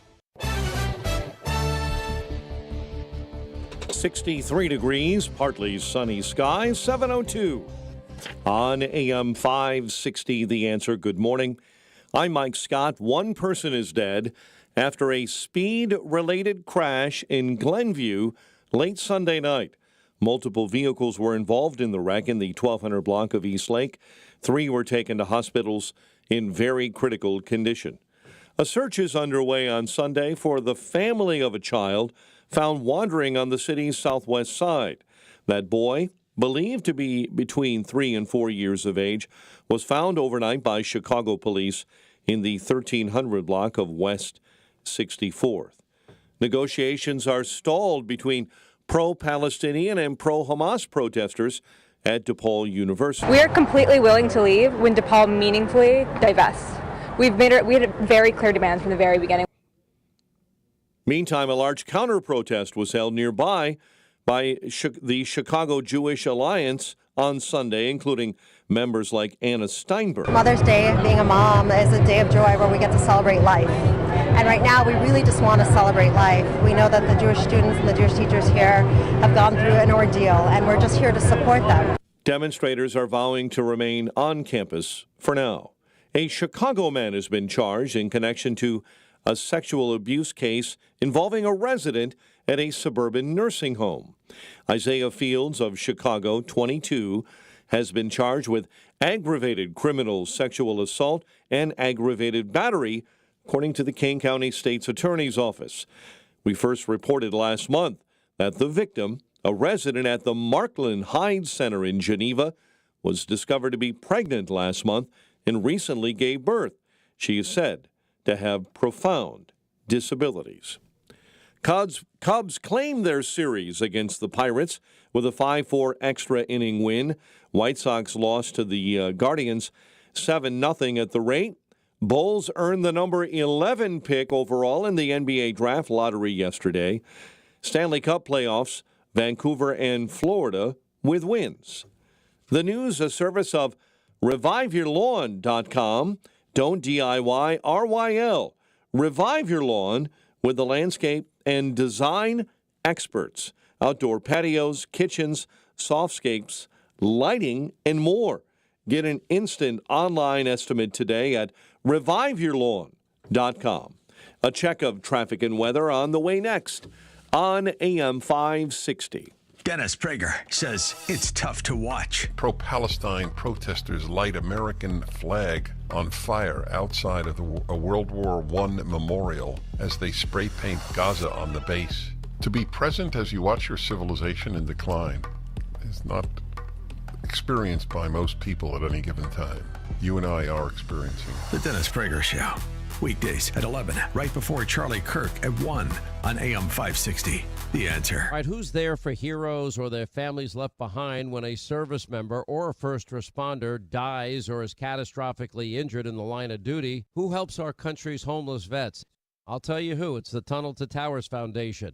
Never forget the sacrifices of our country's greatest heroes. They're hoping all of us will donate $11 a month. Just go to their website, the letter T, the number 2, the letter T.org, the letter T, number 2, letter T.org for the Tunnel to Towers Foundation. Hey everyone, it's Ted from Consumer Cellular, the guy in the orange sweater, and this is your wake-up call. If you're paying too much for wireless service, you don't have to keep having that nightmare. Consumer Cellular has the same fast, reliable coverage as the leading carriers for less. And for a limited time, new customers receive their second month free when they sign up and use promo code MONTHFREE by May 31st. So why keep spending more than you have to? Seriously, wake up and call 1-888-FREEDOM or visit consumercellular.com. Taxes, fees, and other third-party charges will apply. See website for additional details.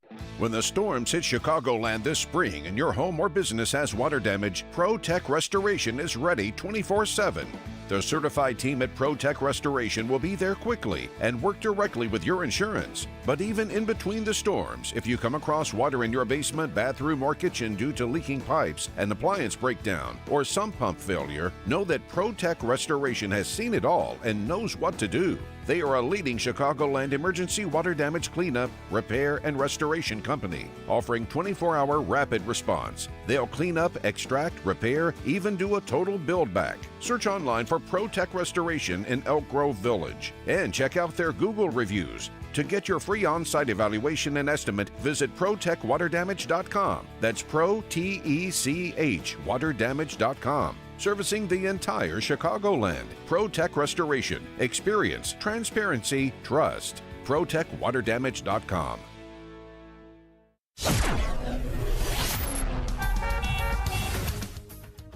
7:07.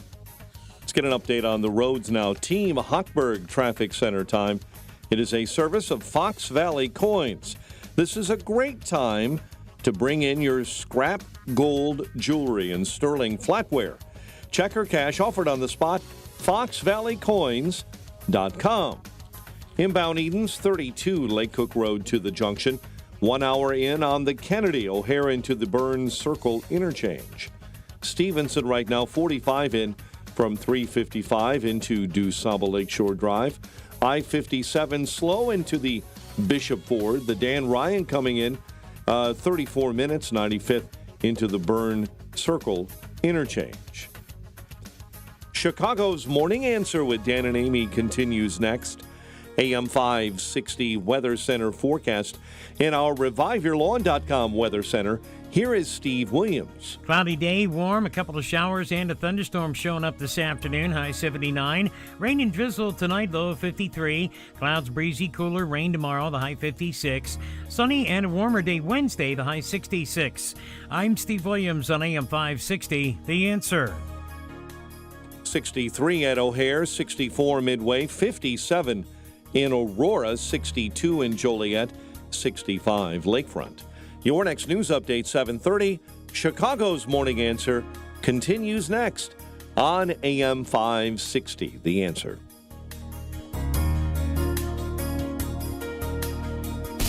Now, from the Signature Bank Studios. This is Chicago's Morning Answer with Dan Proft and Amy Jacobson on AM 560. The Answer.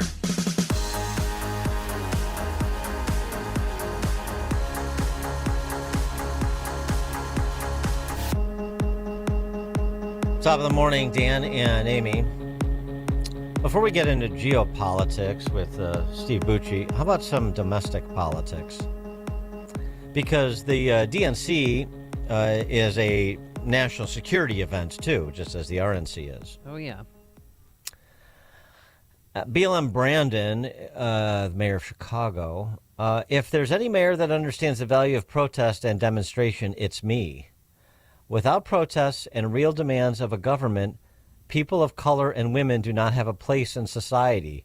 Oh, God. says a person of color who's the head of the city government. Okay. Yeah, and everybody, and everybody else in Cook County, right, in Chicago, and women and the and state. black. I mean, it's just.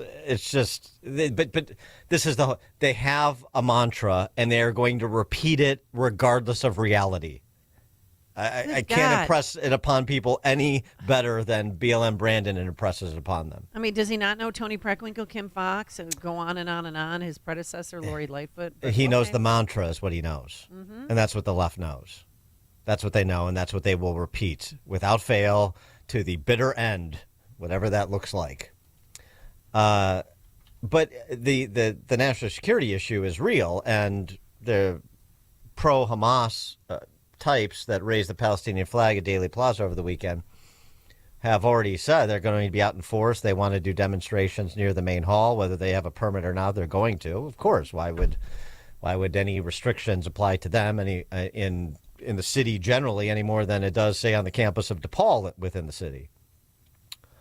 But the national security concerns, what would a right and proper city government be thinking about in advance of hosting a major event like the DNC and other major events that we're going to be hosting this summer? But this one's political, obviously.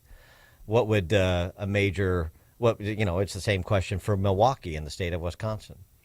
So let's start there with Steve Bucci, who is a gentleman who served America for 3 decades as an Army Special Forces officer and top Pentagon official. He's a visiting fellow in the Heritage Foundation's Allison Center for Foreign Policy Studies now. Stephen, thanks for joining us. So what would you, if you were enlisted, give us some things to think about from a security perspective in terms of external threats, in terms of opportunities for terrorist organizations, domestic or foreign, to seize upon an opportunity to throw a major party's convention into tumult, like Chicago or like Milwaukee.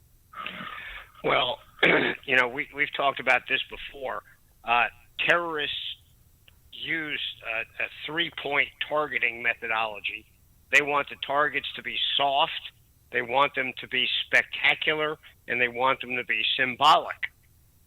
Can you think of 2 events that better fit those 3 criteria than the 2 national party conventions that are coming up? Yes, there will be protests. We have them at almost every national party convention because somebody's ticked about something that party's not doing or is doing. But to make a comment like your mayor made is kind of silly. There's protests are not the same as riots. Protests are not the same as terrorist actions.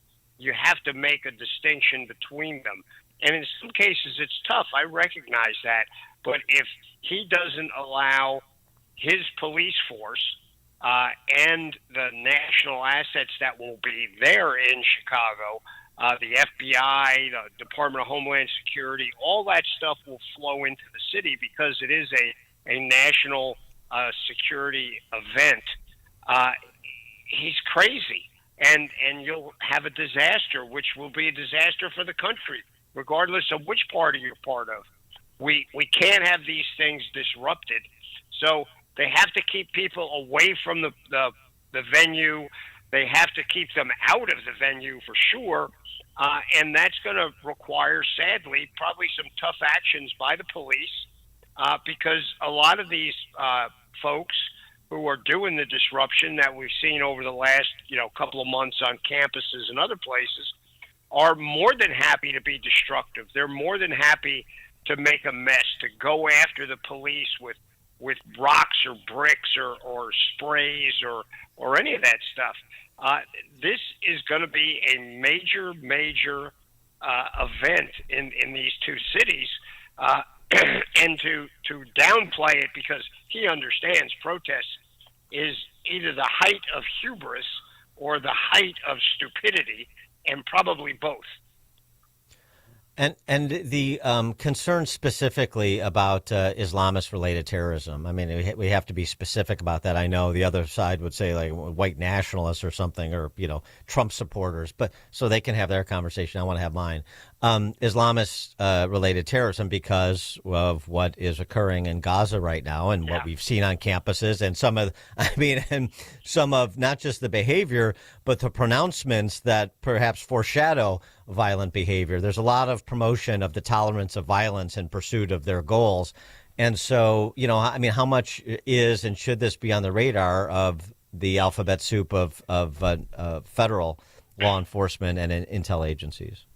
Well, hopefully the intel and law enforcement agencies will not, at this time duck under the cover of wokeness and say, well, we'll just worry about the crazy people on the right, and these others, well, they're just good folks trying to get their message out. Because there's a ton of folks at the other end of the spectrum, some of them Islamists, and you properly use the term. That's got nothing against Islam or people who are Islamic. Islamists are the radical political portion of that community, and they are more than willing to do crime, to do terrorism, to hurt people. And if they can do that and disrupt our election, that's a win for them. Likewise, some of these other folks, the Russians perhaps could try and do that, though they tend to use more cyber and sort of psyops kind of things rather than direct action. But hey, we're putting a hurt on Iran in several places, and Iran is the biggest funder and supporter and enabler of Islamist terrorists, and they could take this opportunity for a little payback for some of the things that have happened to them of late. To ignore that or to think it's a non-issue is really, really not just dangerous but deadly, and hopefully that's not going to happen in your city. Well, we keep hearing like free Palestine, but online, I mean, I'm watching video after video of Hamas cutting the hands and feet off of Palestinians who are just trying to get some humanitarian aid, to get some food. And do you think that will ever seep into these woke snowflakes on college campuses? Lord knows we're praying that they will open their eyes and see who it is they're supporting, the kind of people that Hamas really are. They are not simple Palestinians just looking for freedom. They are ugly, evil, and determined not just to remove political Israel from the game. They literally want to see the Israeli people exterminated. They are the ones, calling for Hitler's return. They are the ones who think Hitler was a hero and just didn't go quite far enough. And their religious leaders were part of that during World War II. People seem to forget. Before the founding of Israel, they were cheerleaders for Hitler, and Hamas and Hezbollah and several of the other groups that Iran supports, and probably the Iranian government too, truth be told, are the descendants of that mindset and that ideology. Now, they're in Islam, but, it's real. Yeah, they were cheerleaders for the 9/11 attackers, too, one might recall. Yeah. It makes this all the more troubling, which is that most of the world supports empowering Palestinians as a response to Israel's response to the October 7th terrorist attack. 143 countries supported a resolution to reconsider and support the full membership of Palestine into the United Nations, while granting them new powers, the right to introduce and co-sponsor proposals, as well as amendments within the Assembly. Only 9 countries who voted against that resolution: United States, among them United States, Israel, obviously, Hungary, Czech Republic, Argentina. Boy, so Orban's Hungary and Malay's Argentina, United States, and the rest of the West is not to be counted. It's fascinating dynamic there, and what that tells us about the geopolitics of this, and frankly, what it tells us about the truly existential risk that Israel faces, as most of the civilized world is happy to turn a blind eye. Oh, absolutely. Israel is not being, hyperbolic about the threat that they face. In fact, if anything, they're pretty low key about it. But they're also realistic and say, look, we know what we have to do. We know what we have to do to protect ourselves. We don't want to make things worse in the region, but we also are not, that desire to not stir up trouble in the region is not a death pact or a suicide pact for them. And they're not going to do it. And it doesn't matter what Joe Biden, wags his finger at and tries to talk to Benjamin Netanyahu and say, you better listen up or, you're going to pay a price. Instead of wagging that finger at the people who started this whole event, they go after Israel. It is just, I have to be honest with you. I know a lot of people focus on President Biden's desire to get reelected, and that is clearly a part of this motivation of stabbing Israel in the back. But I'm very concerned that another piece of it, which is not getting attention right now, is the embedded connection that the Biden administration has with the Iranian government, which they got very boldly from the Obama administration in the personnel that they hired and the attitude that Iran somehow is going to be a positive partner in the Middle East. That is so nutty and so off base, but it is clear to me that is a major motivator in these actions. They are bowing to the Iranians' desire to not eliminate Hamas, to not make Hezbollah a non-relevant player. They don't want the Houthis destroyed because those are their tools to influence the region. And we are playing right into their hands by turning on Israel here. Well, speaking of Iran, so we recently had a legislator there, a politician there, declare that the Iranians have achieved nuclear weapons. So is this like some Kim Jong-un saber rattling, or do you think this is real? And if they haven't achieved it, they're close? Well, I mean, everybody knows they're close. I think the consensus opinion is they have not yet achieved it. They may have a device. It has not been miniaturized sufficiently to be used on any of their missiles, but they are very close. The Israelis clearly are, spend a lot of their intel power and money to focus on that one existential threat that they have there. And they haven't said they've got it.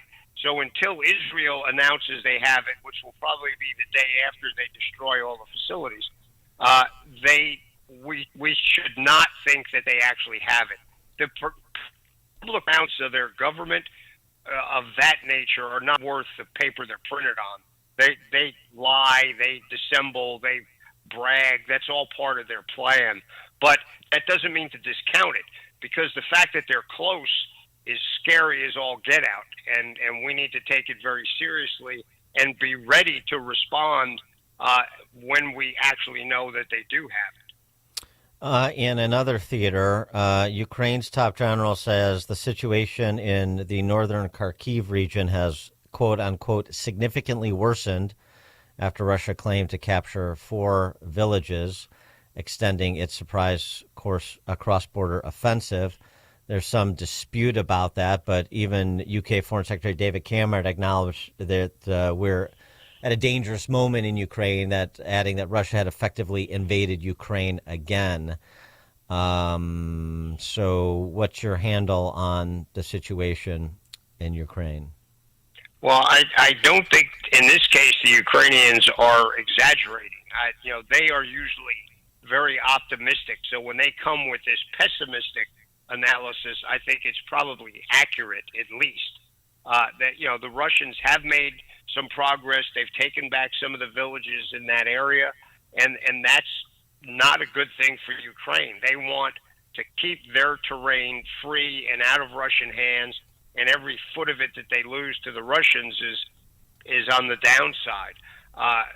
It is important that we continually evaluate that situation and adjust our policies accordingly.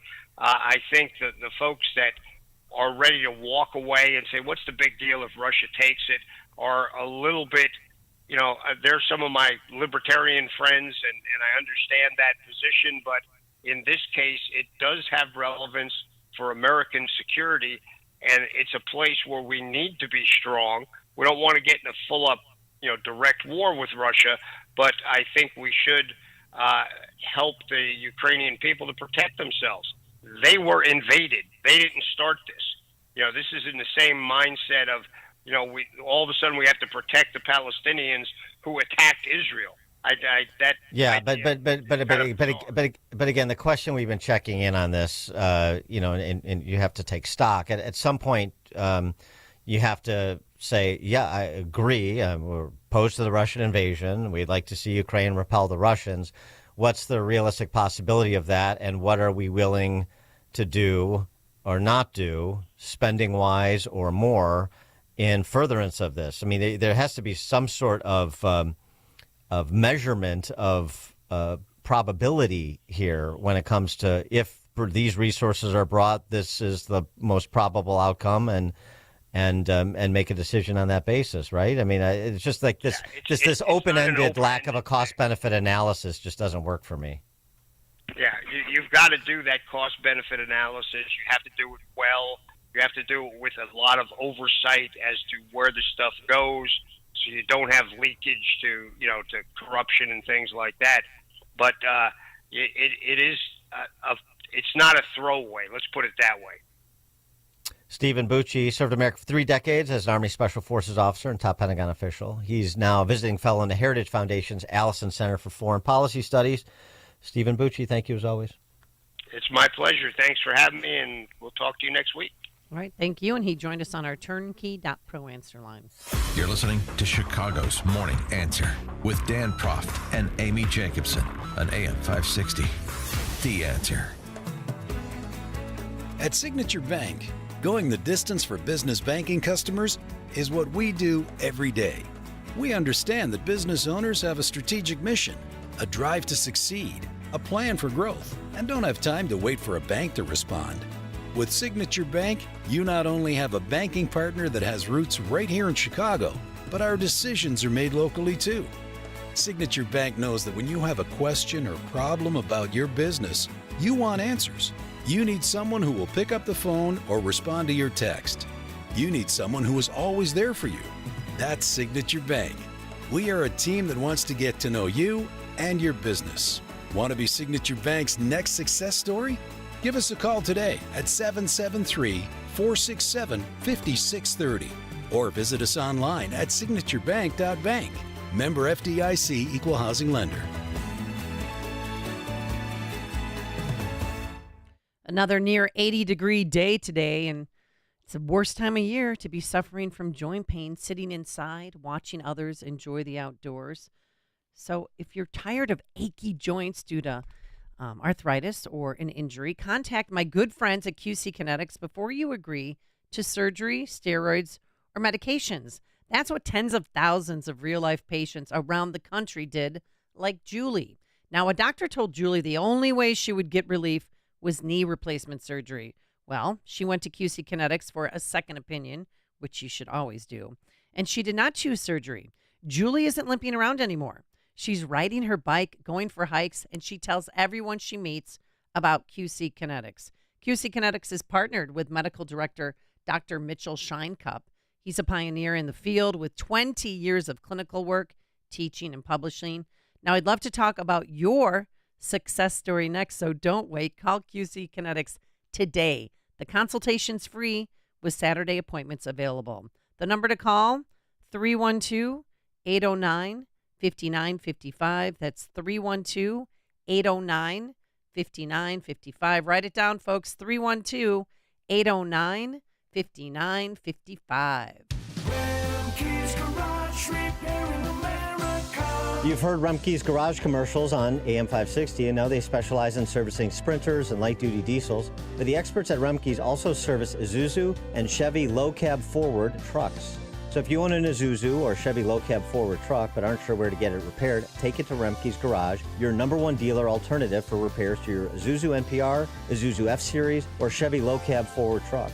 Whether gas or diesel, your truck is the lifeline of your business. That's why Remke's Garage offers free loaners while your truck is being serviced. They'll even pick up and deliver for your convenience. Remke's Garage has the factory scan tool to properly diagnose Isuzu and Chevy low-cab forward trucks. Their commitment to your business is backed with a complimentary maintenance plan and free 2-year warranty.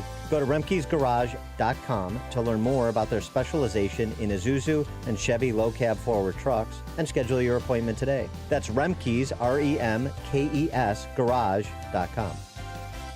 Balance of Nature supplements, changing the world one life at a time. The Fiber and Spice is a very effective product. There's no question. A product that is very reliable. It's a very good product. I swear by these. Probably the best products that I've ever used. I think they're just simply good for your body. When I used to work, I used to do my art over the weekend all the time. And now I do yard work. I have been doing yard work. I can sweep my floor and make my place look nice. And I take Balance of Nature, and again, it feels really good. Call 1-800-246-8751 or go to balanceofnature.com and sign up as a new preferred customer. And for a limited time, get 35% off your first order, plus $10 off any additional sets. Go to balanceofnature.com or call 1-800-246-8751 and get this special offer by using discount code CHICAGO. AM 560, The Answer. All right, coming up on Chicago's Morning Answer. At 7:37, Girl Power!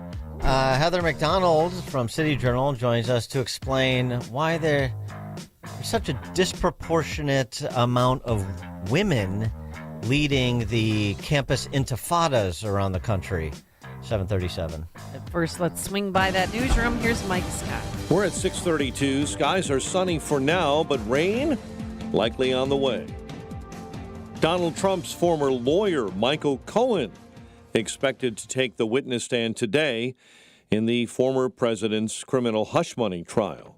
A new report from the State Department says Israel may have violated some international standards in failing to protect civilians in Gaza. That, according to Secretary of State Antony Blinken on Meet the Press. It's reasonable to conclude that there are instances where Israel has acted in ways that are not consistent with international humanitarian law. He did note that Hamas militants did embed themselves among civilians. Ukrainian President Volodymyr Zelensky this morning says his troops are locked in an intense battle with the advancing Russian army in 2 border areas in the east and northeast of Ukraine. The controlled demolition of debris lying on a cargo ship that struck Baltimore's Francis Scott Key Bridge is set to take place later today. Crews will be using explosive charges to break apart the bridge. A Democrat group is rolling out a new $140 million ad campaign that aims to try and chip away at Donald Trump's support among rural voters, one of his most loyal voting blocs. The ads come from American Bridge 21st Century and will begin airing today in the battleground states of Pennsylvania, Michigan, and Wisconsin. One person is dead after a speed-related crash in Glenview late Sunday night. Multiple vehicles were involved in the wreck in the 1200 block of East Lake. 3 were taken to local hospitals in critical condition. Negotiations are stalled between pro-Palestinian, pro-Hamas protesters and DePaul University. We are completely willing to leave when DePaul meaningfully divests. We had very clear demands from the very beginning. Meantime, a large counter-protest was held yesterday by the Chicago Jewish Alliance. Mother's Day, being a mom, is a day of joy where we get to celebrate life. And right now, we really just want to celebrate life. We know that the Jewish students and the Jewish teachers here have gone through an ordeal, and we're just here to support them. Demonstrators are vowing to remain on campus. A teen child critically injured after he was stabbed in the Loop Sunday afternoon. The 15-year-old boy was approached on the sidewalk by four. Two of them pulled out knives and stabbed that child in the back. The teen suffered critical injuries and was taken to a local hospital. A Pingree Grove man faces charges after remains of a missing Crystal Lake man were found. James Cromwell was reported missing April 4th. Following an investigation, authorities located Cromwell's remains in Hampshire Township. Officers arrested Douglas Otteson on multiple charges, including murder and aggravated kidnapping. Chicago sports, Cubs over the Pirates 5-4 in extras, while the White Sox lost to Cleveland 7-0. Bulls earned the number 11 pick in the NBA draft lottery yesterday. The news, a service of scholarships.com. Imagine the news that your college student doesn't have years and years of school debt. Scholarships.com is free, and you can find accurate and vetted scholarships for your student. That's scholarships.com. A check of traffic and weather is on the way next on AM 560. Make sure that you never miss a day of Dan Proft and Amy Jacobson when you subscribe to the Chicago's Morning Answer podcast, presented by Signature Bank. Listen to the entire show each day on demand with limited commercial breaks. You can subscribe today for free at 560theanswer.com and click on podcasts or search for Chicago's Morning Answer on Apple Podcasts, Spotify, Google Podcasts, or wherever you listen to podcasts. Ad paid for by the Sentinel Group. Attention Marines, military personnel, families, and contractors who were stationed at Camp Lejeune. Were you present at Camp Lejeune between August 1953 and December of 1987? You may be entitled to significant compensation. For nearly 34 years, those in the Marine Corps' base Camp Lejeune were exposed to contaminated drinking water, resulting in devastating injuries, including several forms of cancer, adverse birth outcomes, Parkinson's disease, and more. North Carolina's procedural laws have prevented victims from getting the justice they deserve, but passage of the Camp Lejeune Justice Act of 2022 would allow you or a loved one to file lawsuit seeking compensation for illnesses and injuries linked to the toxic water. Call today for your free consultation. 800-540-7158. Let our experienced attorneys fight to get you the compensation you deserve, and you pay nothing unless there's a recovery in your favor. Call 800-540-7158. That's 800-540-7158. Again, 800-540-7158.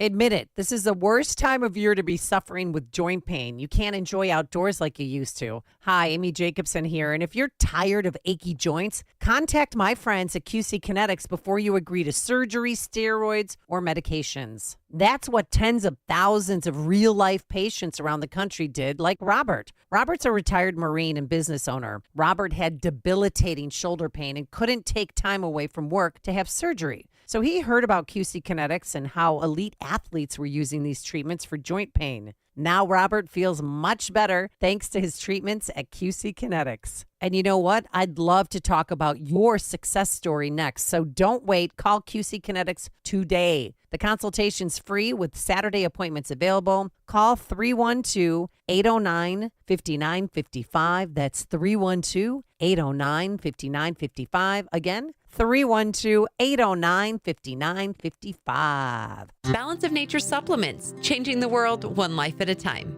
The Fiber and Spice is a very effective product. There's no question. A product that is very reliable. It's a very good product.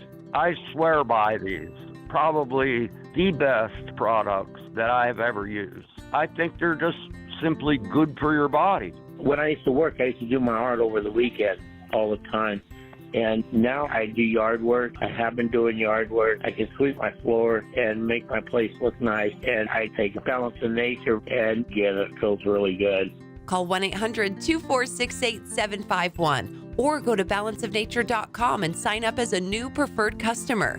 And for a limited time, get 35% off your first order, plus $10 off any additional sets. Go to balanceofnature.com or call 1-800-246-8751 and get this special offer by using discount code CHICAGO. Now there's a simple, easy, and effective way to clean your nose and protect your health. It's called Navage. Navage, available at Navage.com. 7:39, Team Hochberg Traffic Center time. A service of In Grace with Jim Scudder Jr. Now heard Sunday morning at 6:30 right here on AM 560. The Answer. The Kennedy at an hour 14. O'Hare to the Burns Circle interchange. The Ike at an hour 13 from 390 into the old post office. Dan Ryan outbound. Accident being swept out of your way at 18. Chicago's Morning Answer with Dan and Amy continues next. AM 560 Weather Center forecast. In our ReviveYourLawn.com Weather Center, turning cloudy in the afternoon, warm, couple of showers, high 79. Currently 63 at O'Hare, 64 Midway, 57 Aurora, 59 in Lansing. And your next news update is at 8. Chicago's Morning Answer continues next on AM 560 The Answer. Now, from the Signature Bank Studios. I hopped off the plane at LAX with a dream in a small green tent. Welcome to the land of Sharia law, it's so utopian. UCLA, here I am for the first time. Look to my right, everyone's holding up signs. This is all so crazy. The students all seem so hangry. My tummy's turning cause we're gonna hunger strike hard. No food or drink, but I might sneak a Pop-Tart. And we're not leaving here till you divest from the colonizer state. From the colonizer state. From the colonizer state. So I put my hands up, raise all up. Zionist crying pain. Not in my head like yeah. Where my thing could be at. Got my hands up, spread jihad. We're taking over the whole state. Intifada in the USA. Intifada in the USA. That's the My goodness. satirical stylings of Lyle Culpepper, crossover artist in more ways than one. They're so worthy of parody and ridicule, these campus jihadists. I know they take themselves very seriously. No one else should. Maybe those who are their trainers, those who are their financiers, you should take a little bit more seriously. But I mean, this is just delightful. This clip that Mike Scott played on his newscast, the standoff between the administration and the model Hamas on the campus of DePaul, and their spokeshuman had this to say. We are completely willing to leave when DePaul meaningfully divests. We had a very clear demand from the very beginning. I mean, they could be more reasonable. Water cannons, just go in there and spray them out. God, it's such an eyesore too. It's just the message they're sending, and they feel so entitled, and it's just sick. Our friend Heather McDonald had a good piece on this, different sort of angle on it, as she often does. Why does it seem like the leadership of these encampments and student organizations, the face people out front, are disproportionately female? I wonder. I mean, maybe because 60% of the undergrads in America are female, but maybe there's more to it. For more on this, we're pleased to be joined by the aforementioned Heather McDonald, the Thomas W. Smith Fellow at the Manhattan Institute, and author of bestsellers including When Race Trumps Merit, How the Pursuit of Equity Sacrifices Excellence, Destroys Beauty, and Threatens Lives. Heather, thanks for joining us again. Appreciate it. Thanks for having me on, Dan and Amy. It's always great. So why we see this movement being led by females? We see it, frankly, being led by females in Congress too. Cori Bush and Rashida Tlaib had a little press conference standing in solidarity with the kids on Friday on Capitol Hill. So, what do you think? Females are more irrational than males. I'm just going to say it outright. Finally, somebody said it. Oh, I agree. This has been known for centuries. when we didn't have, various forms of censorship, males could say this quite outright. But we've had the whole history of Victorian neurasthenia, females getting the vapors. And we've been seeing females getting the vapors on college campuses for the last 20, 30 years. They've demanded trigger warnings. Females have demanded the shutdown of intellectual inquiry because it makes them feel unsafe. We've had the COVID policies, which is quintessentially a female overreaction in its failure to balance costs and benefits, to be rational about the fact that on college campuses there's zero chance of any student getting serious complications from COVID. And now you see overwhelmingly, I mean, your clip from DePaul was just another example. I'd almost defy anybody to find me a video with a bunch of all-male Hamas representatives on campus. They are all female. And it's because, again, they are ridiculously they're moved by the plight of the Gazans, which is real, but they're unable to understand that plight is the direct result of Hamas's failure to release the hostages, which they are holding in a violation of every single law of war, and their failure to come to terms with their massacre. And females now, unfortunately, they're also predominantly in the academic courses, which are the direct source of this pro-Hamas hysteria, this social contagion that we've been seeing. What I think it's a mistake, and it will be a mistake for Jewish representatives to characterize this primarily as an outbreak of anti-Semitism, and God forbid it would be a mistake for them to be bought off with promises of anti-Semitism training, right, which is just going to feed the DEI bureaucracy. What we're really seeing is the inevitable outcome of our academic industrial complex, which is hatred for the West itself. And if Israel wasn't there, they'd be hating on some other. They already do. They hate on science. They hate on mathematics. They hate on prosperity, on inquiry, and that's what this is. And females are more predominantly in those ethnic studies, female, anthropology, psychology, the soft social sciences, and the humanities that give rise to this herd behavior. Well, the hatred towards the Jewish community was on full display at Duke when students walked out by, it looked like more than 100, was as soon as Jerry Seinfeld was introduced to speak. Wow. Yeah, well, I mean, there's that too, but I would say again that this is not your grandfather's anti-Semitism. It used to be the WASP anti-Semites didn't want Jews because they were not clubbable. They saw them as outsiders. Now Jews are hated because they're the consummate representatives of Western civilization. Israel is successful, it's rational, it's adjacent to a failing third world population. And so, if we had never had genteel WASP anti-Semitism in this country, but we had post-colonial studies, we would be having the Jerry Seinfeld walkouts. These are predominantly, with the exception, I'll make an exception though, Amy, we do have traditional anti-Semites in Muslim students and blacks. Blacks have been historically, traditional anti-Semites in their hatred of Jewish landlords, businesses, conspiracy theories. They embraced the Elders of Zion. There was infamously a few months ago, one of the black student Palestinian groups reposted a virulently anti-Semitic image from the Black Panthers from the 1960s. And the Muslim students are well marinated in the traditional anti-Semitism, but these other, white kids, the queers for Palestine types, that's something else that's going on here. Yeah, no, clearly. And your point about some of these Muslim students too, they're being platformed. There was a woman, the Leaders Academy in Philadelphia, which I understand to be a well-regarded charter school. That doesn't mean it actually lives up to that description, but that's how it's marketed. But I mean, she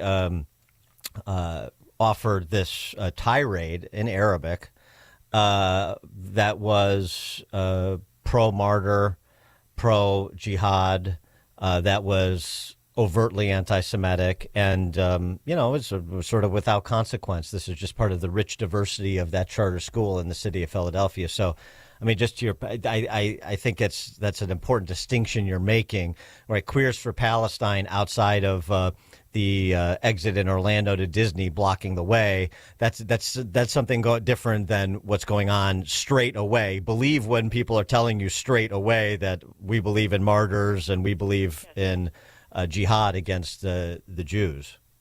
Absolutely, and that's why it is so unbelievably insane. You mentioned the cowardly, feckless administrators who are bargaining with these people. They have no bargaining power. The students have nothing to give to the administrators. This is all created out of nothing. It is a fiction. To pretend that they should, the adults in the room, if there are any, I mean, I use that term in scare quotes, should sit down with these students is ridiculous. But what we've seen again and again, including at Northwestern with the absolute,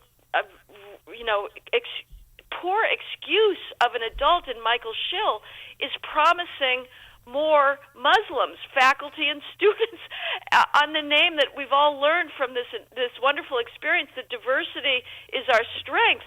And so we're going to bring more of the strong source into this. As I say, the biggest source is what we're teaching in schools themselves, including in K through 12. But the other source is these radical Muslims that we've brought in, and their Schill is saying, we're going to hire more faculty, and we're going to have more Muslim student centers, and we're going to bring in 5 students on scholarship from Palestine, from the Palestinian territories. Right, and now the Northwestern is being sued, but your larger point is the critical one, which is Michael Schill is one of these characters ripped from an Ayn Rand novel, like you see populating the offices of so many administrators on college campuses, particularly the quote-unquote, again, scare quotes, elite universities. Right. No, it's an embarrassment. He really is. I don't know how he lives with himself, because for adults to put themselves on the same plane with these students, and what they're doing is further empowering this mentality, because what we're seeing on college campuses is not going to end there. This same irrational policy making, the same inability to understand history, to understand what the world needs. These females are taking it with them. They are, they're dominant in corporations. They're the reason we have woke corporations. The HR departments, frankly, the CEOs' wives are pushing them further left. And the only hope really is the frat boy uprising. And, we'll maybe hope that this is some sign that straight white males are realizing that they are in the crosshairs, that the entire culture is against them, that they are at the bottom of the totem pole. They're the last to be hired, the first to be fired. I get calls all the time from parents of straight white males with near perfect medical college admissions tests and grades trying to get into medical school with research histories. They're not being admitted because the medical schools now are absolutely committed to diversity, which means they are against meritocracy, because these days you can have diversity or you can have meritocracy. You can't have both, thanks to the skills gap. But the frat boy uprising was a thing of absolute beauty, and I hope it continues and signifies something for the future. Short of the frat boy uprising like we saw in North Carolina, which you're referencing, and present company excluded, of course, is there any hope for womankind to be rational? I wonder. I don't think so. That's I don't a big think ask, Dan. Yeah, I know. I just want somebody else to say it. I mean, this has been one of the known... One tool in psychology, there's 5 sort of big traits, the big 5 they're called. And one of the things that got poor James Damore so in trouble, this was the computer scientist at Google who in 2016, I think it was, wrote a memo saying very tentatively, politely, that perhaps the reason that Google doesn't have 50-50 male-female computer scientists and nanotechnologists and engineers was not that Google was discriminating against competitively qualified female engineers, which, let me just add for your listeners, is insane. That is absurd. There is not a chance that any big tech company is discriminating against qualified females. The opposite is the case. So Damore said maybe it's not discrimination, but maybe it's the fact that females, on average, there's always exceptions, have different predilections, they have different interests, they don't necessarily want to be spending 2 a.m. and during their college years in a cold computer lab eating cold pizza rinds coding. Maybe they're more social, maybe they've got a broader range of interests. What he alluded to very, very discreetly and sotto voce was that there is also a vast difference in the high-end math skills. But what he also mentioned was that females, on average, on the psychological tests, score higher on the trait of what's called neuroticism. And this got Damore into trouble because, females are neurotic, blah, blah, blah. But this was a technical term of art. It was a term used in psychology, has been for decades, and it's true. Females score higher on sort of fear, nervousness, anxiety, depression, and also with regards to rational thinking. Again, data is very clear on this. The people who support academic freedom, who support the free inquiry of the pursuit of truth in universities, regardless of where that may lead, because universities are about, in part, expanding knowledge. They're also, I would add, mostly should be about transmitting inherited knowledge, but they are about new knowledge. That's males. The ones who are for shutting free speech down in favor of safety are females. So these are very ingrained traits that are evolutionary developed, and I would say that the best that the society can do is stop rewarding hysteria. This has been my favorite Why Dan Proft a Single segment I've ever done. Heather McDonald, our guest, Thomas W. Smith Fellow at the Manhattan Institute, author of the bestseller When Race Trumps Merit, How the Pursuit of Equity Sacrifices Excellence, Destroys Beauty, and Threatens Lives. Again, When Race Trumps Merit. Heather McDonald, thank you as always. Appreciate it. Thanks, Dan and Emmy. Thank you. And she joined us on our turnkey.pro answer line. It's news, opinion, insight. This is Chicago's Morning Answer on AM 560. The Answer. Hi, it's Sean Thompson here. When you're at the mall and you go to those directory signs, the one that says you are here? Well, imagine that directory is a map of your preparation for retirement. Would you know where you are? My friend Tom Fortino at Alpha Wealth Group is offering you the opportunity to not only find yourself on that map, but also find the route toward a successful retirement. He calls it his retirement roadmap. You'll get an analysis of where you are right now, whether you're at risk if the market drops again, whether you're taking advantage of the latest tax changes, and much, much more. To get an idea where you stand on the road to retirement, call my friend Tom Fortino at the Alpha Wealth Group today at 630-934-1855. That's 630-934-1855. And ask for the retirement roadmap, or visit alphawealthgroup.com. And don't forget to listen to the Alpha Wealth Hour Saturday mornings right here on AM 560, The Answer at 9 a.m. Advisory services through Retirement Wealth Advisors, LLC, and SEC Registered Investment Advisor. Insurance and annuities offered through Alpha Wealth Group, licensed in Illinois. Support our police and hire the police to personally protect you.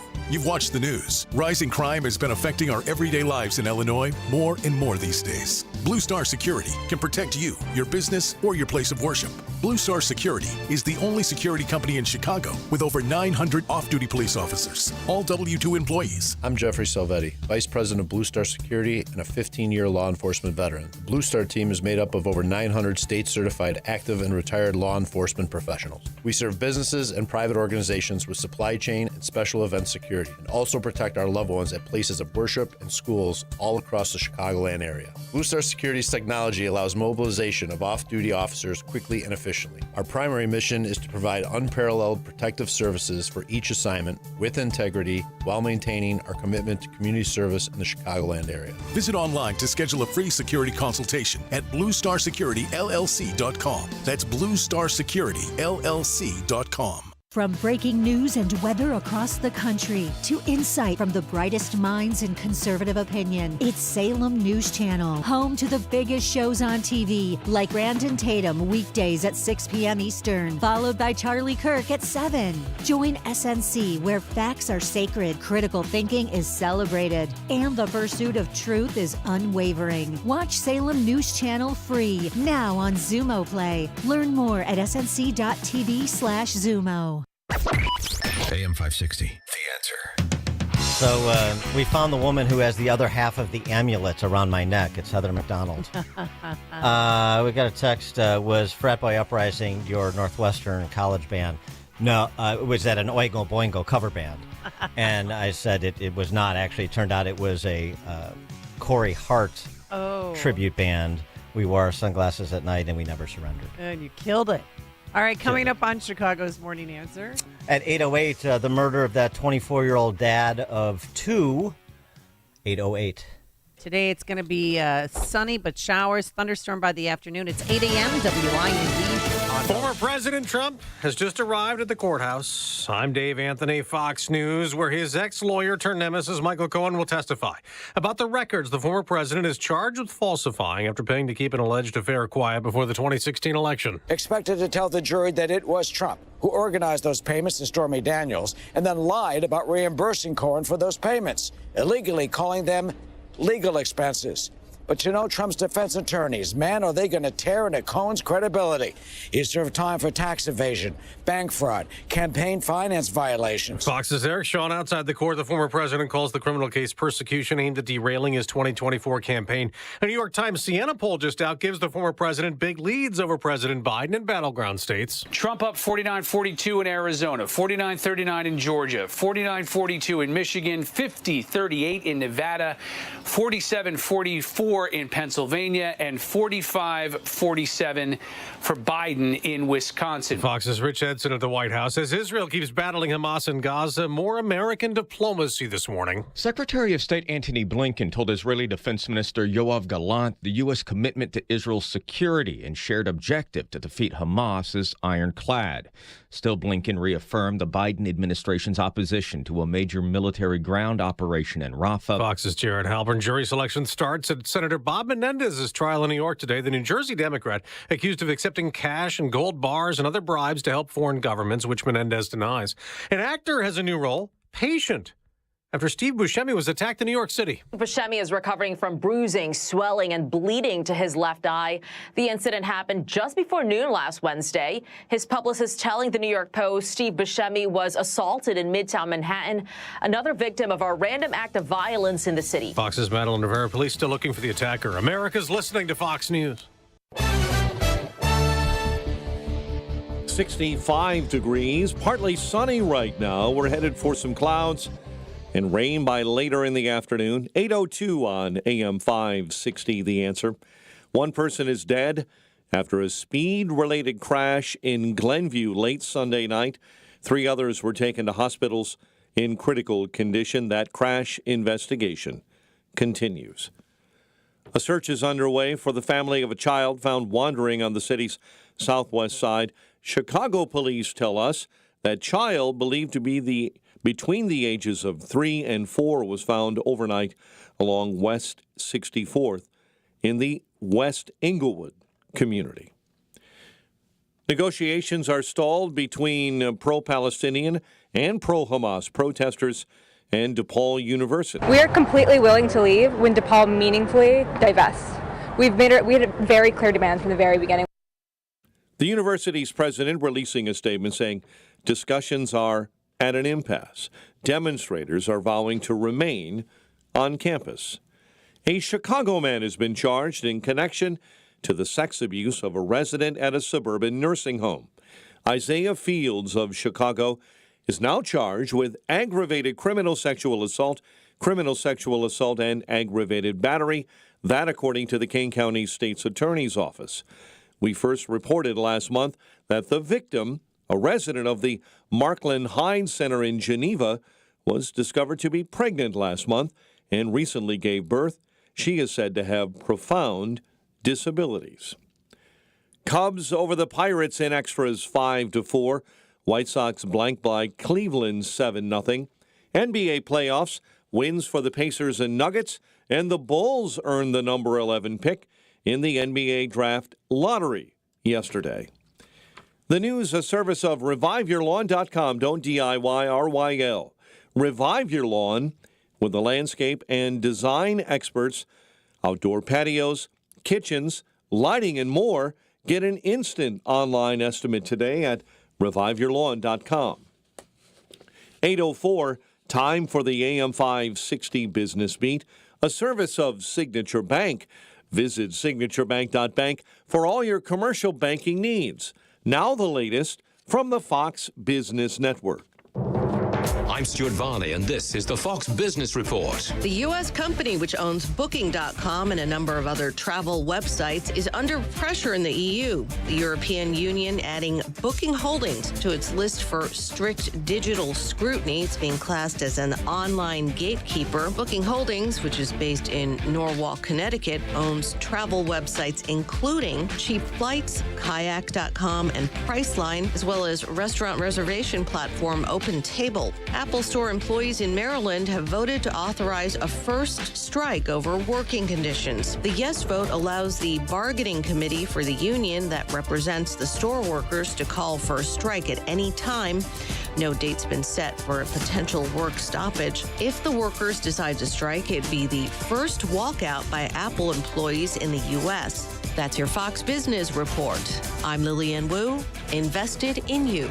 AM 560 News Time is 8:05. A check of traffic and weather on the way next on AM 560.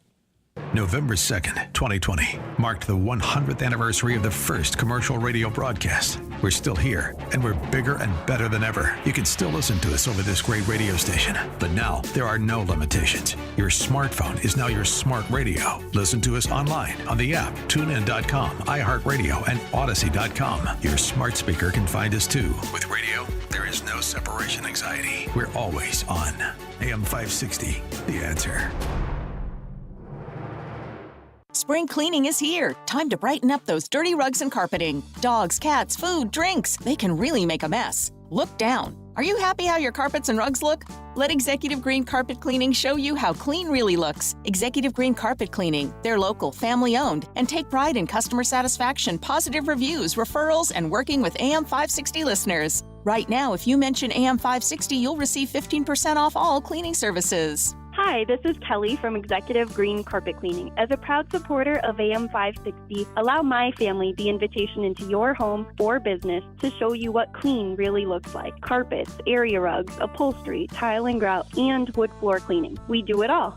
Call or text Kelly today to schedule a free quote. 630-990-8600. Mention AM 560 to receive 15% off. Call or text 630-990-8600 or schedule online at executivegreencarpetcleaning.com. executivegreencarpetcleaning.com. You know, since 9/11, the Tunnel to Towers Foundation has been committed to supporting our nation's first responders and veterans. They support America's heroes like U.S. Army Major Jonathan Turnbull. Now, Major Turnbull sustained devastating injuries at the hands of an ISIS suicide bomber. Tunnel to Towers gave him a specially adapted smart home designed for his needs. Join Tunnel to Towers. They're hoping all of us will donate $11 a month so this great work continues. Their website, the letter T, the number 2, the letter T.org.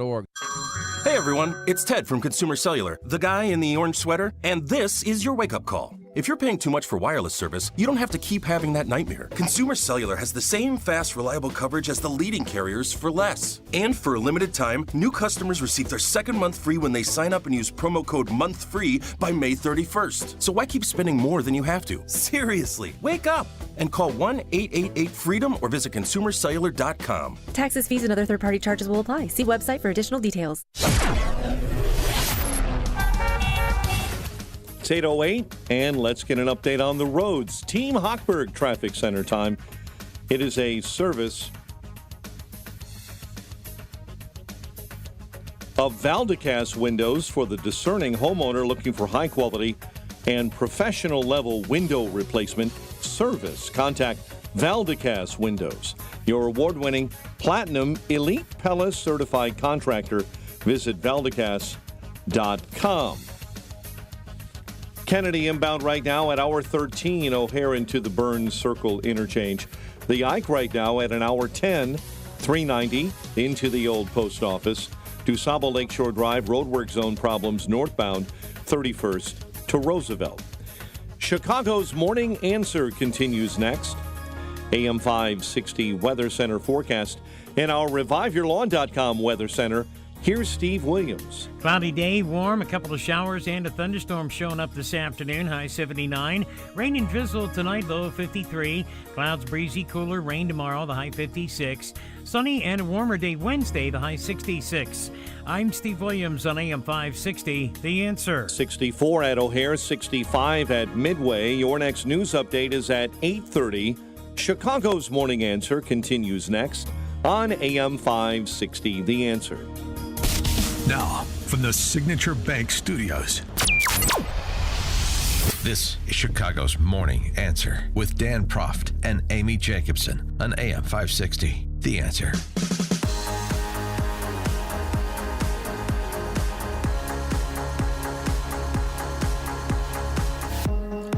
Top of the morning, Dan and Amy. So, 24-year-old father of two, Zet Rodriguez, was walking around his home in the Irving Woods neighborhood on Friday morning, and this happened.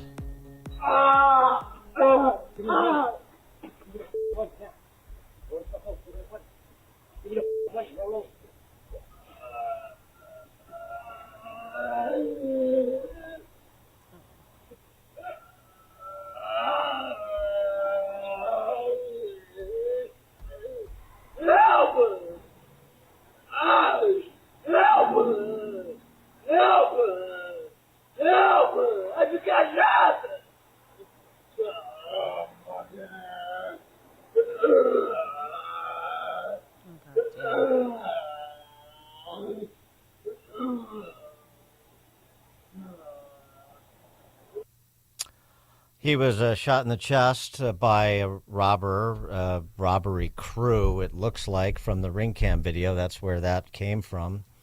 His neighbor tried to render aid, called 911, but he died at the hospital, 24-year-old father of two, Zet Rodriguez. And those were his last words, and you hear him wincing in pain. Gasping for air, probably, shot in the chest. Yeah, and trying, like, oh, I've been shot. And those were his very last words on this earth. Well, obviously, the thing that this is a tragic situation, and I'm not talking about his murder because that's just big city living.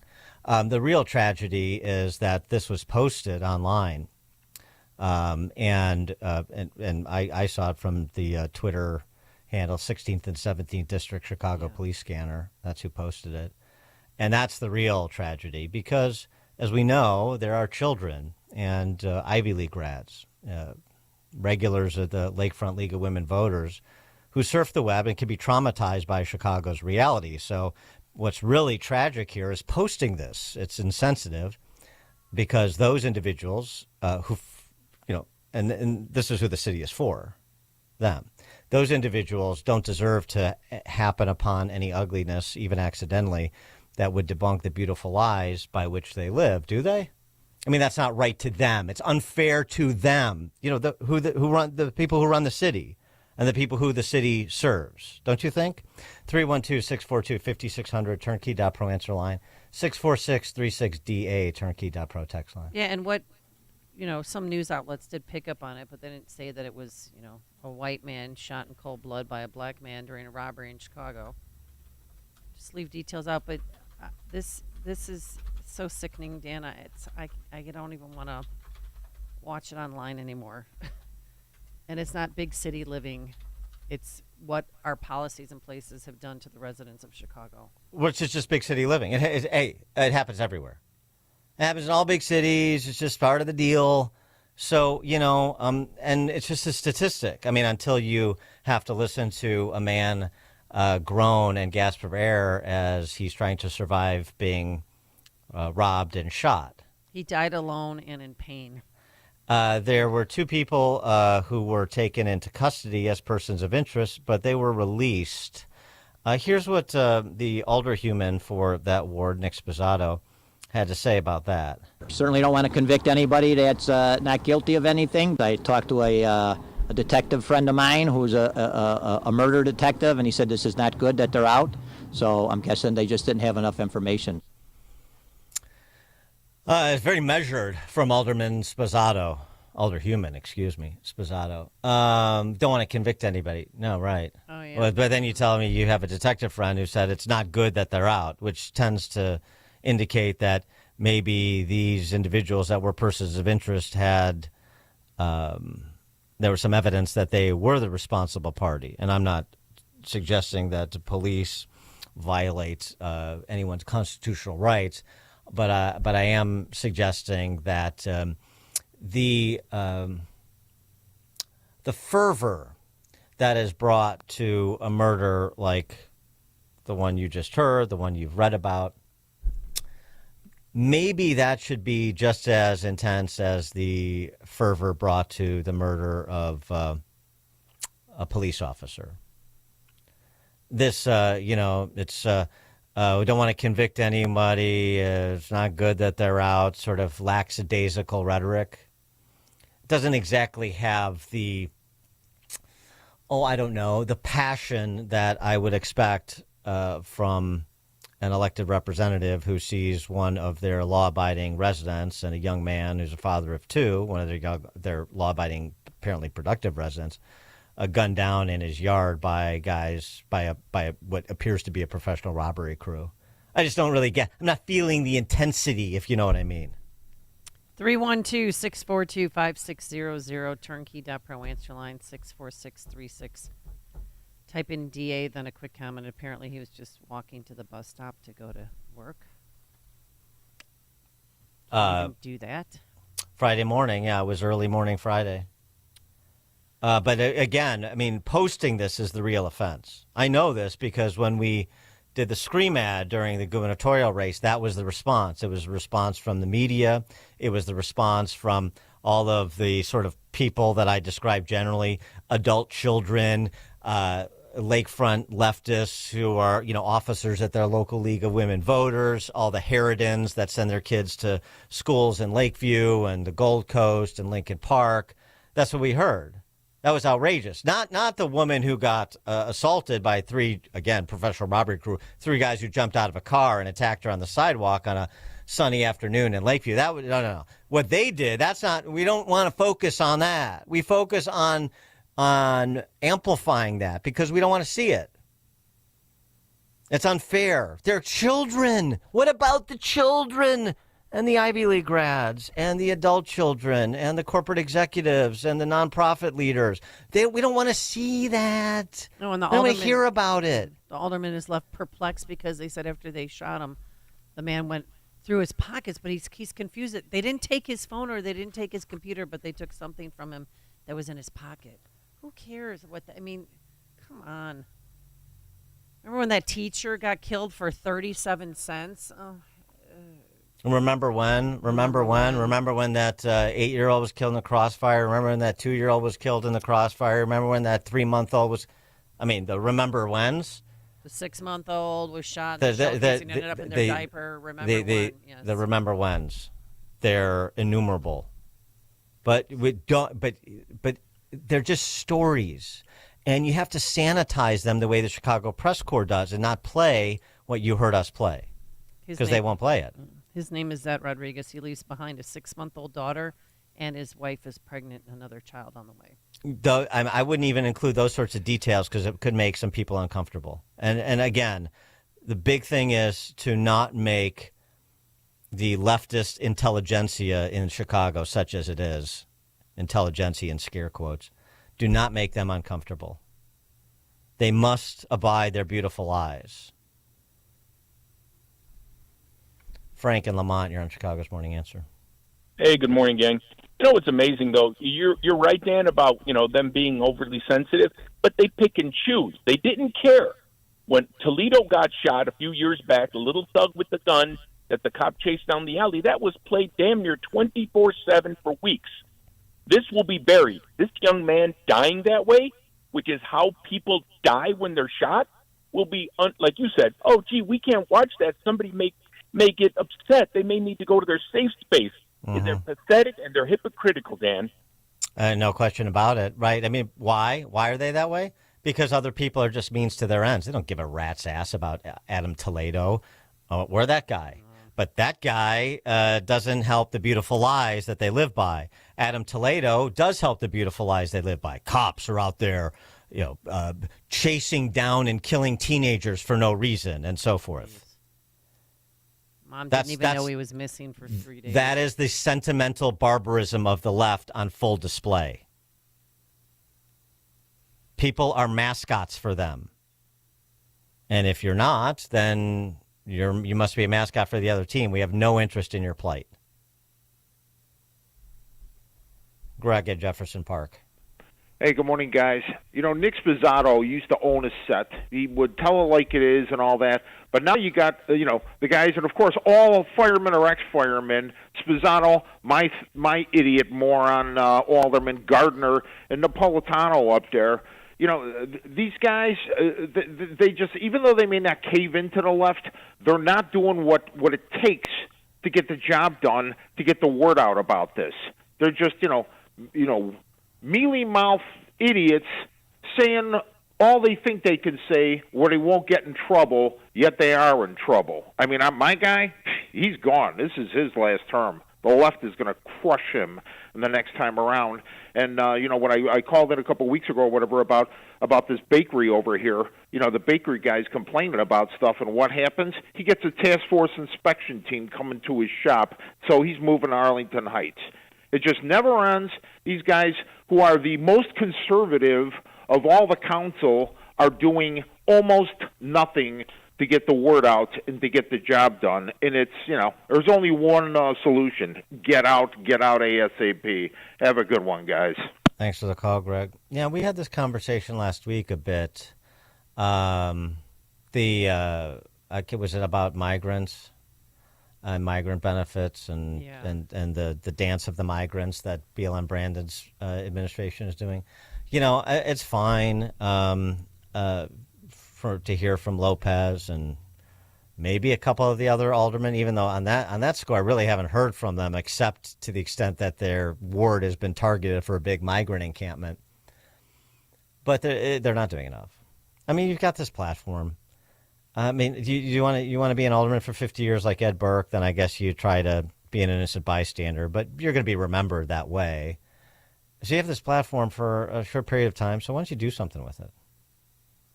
The same challenge I issued to Republican and some supposedly conservative legislators in Illinois have for a long time, and most do not take you up on the offer. Why did they have to shoot him? Joe and Skokie are on Chicago's Morning Answer. Oh, hey, how you doing? Hey. Just the comment I want to make is that, if you look at the statistics, there's about maybe 10 to 15 police shootings a year in Chicago, but there's like 3,000 to 3,500 non-police shootings. Mm-hmm. But I think you think that people think it's reversed though, right? I mean, when you read the news, you look at, watch the TV or whatever, listen to most of the radio. If you ask people, they probably think, oh yeah, there's 3,000 police shootings a year. I mean, it's just outrageous. That's all. I'm just throwing that out there. Yeah, thanks for the call. Right, because any police involved shooting, the what's his name, Dexter. Dexter Reed. Dexter Reed. That shooting, right? So you think that's how it is every day with CPS tactical teams rolling up on somebody and opening fire after they open fire. He opened fire.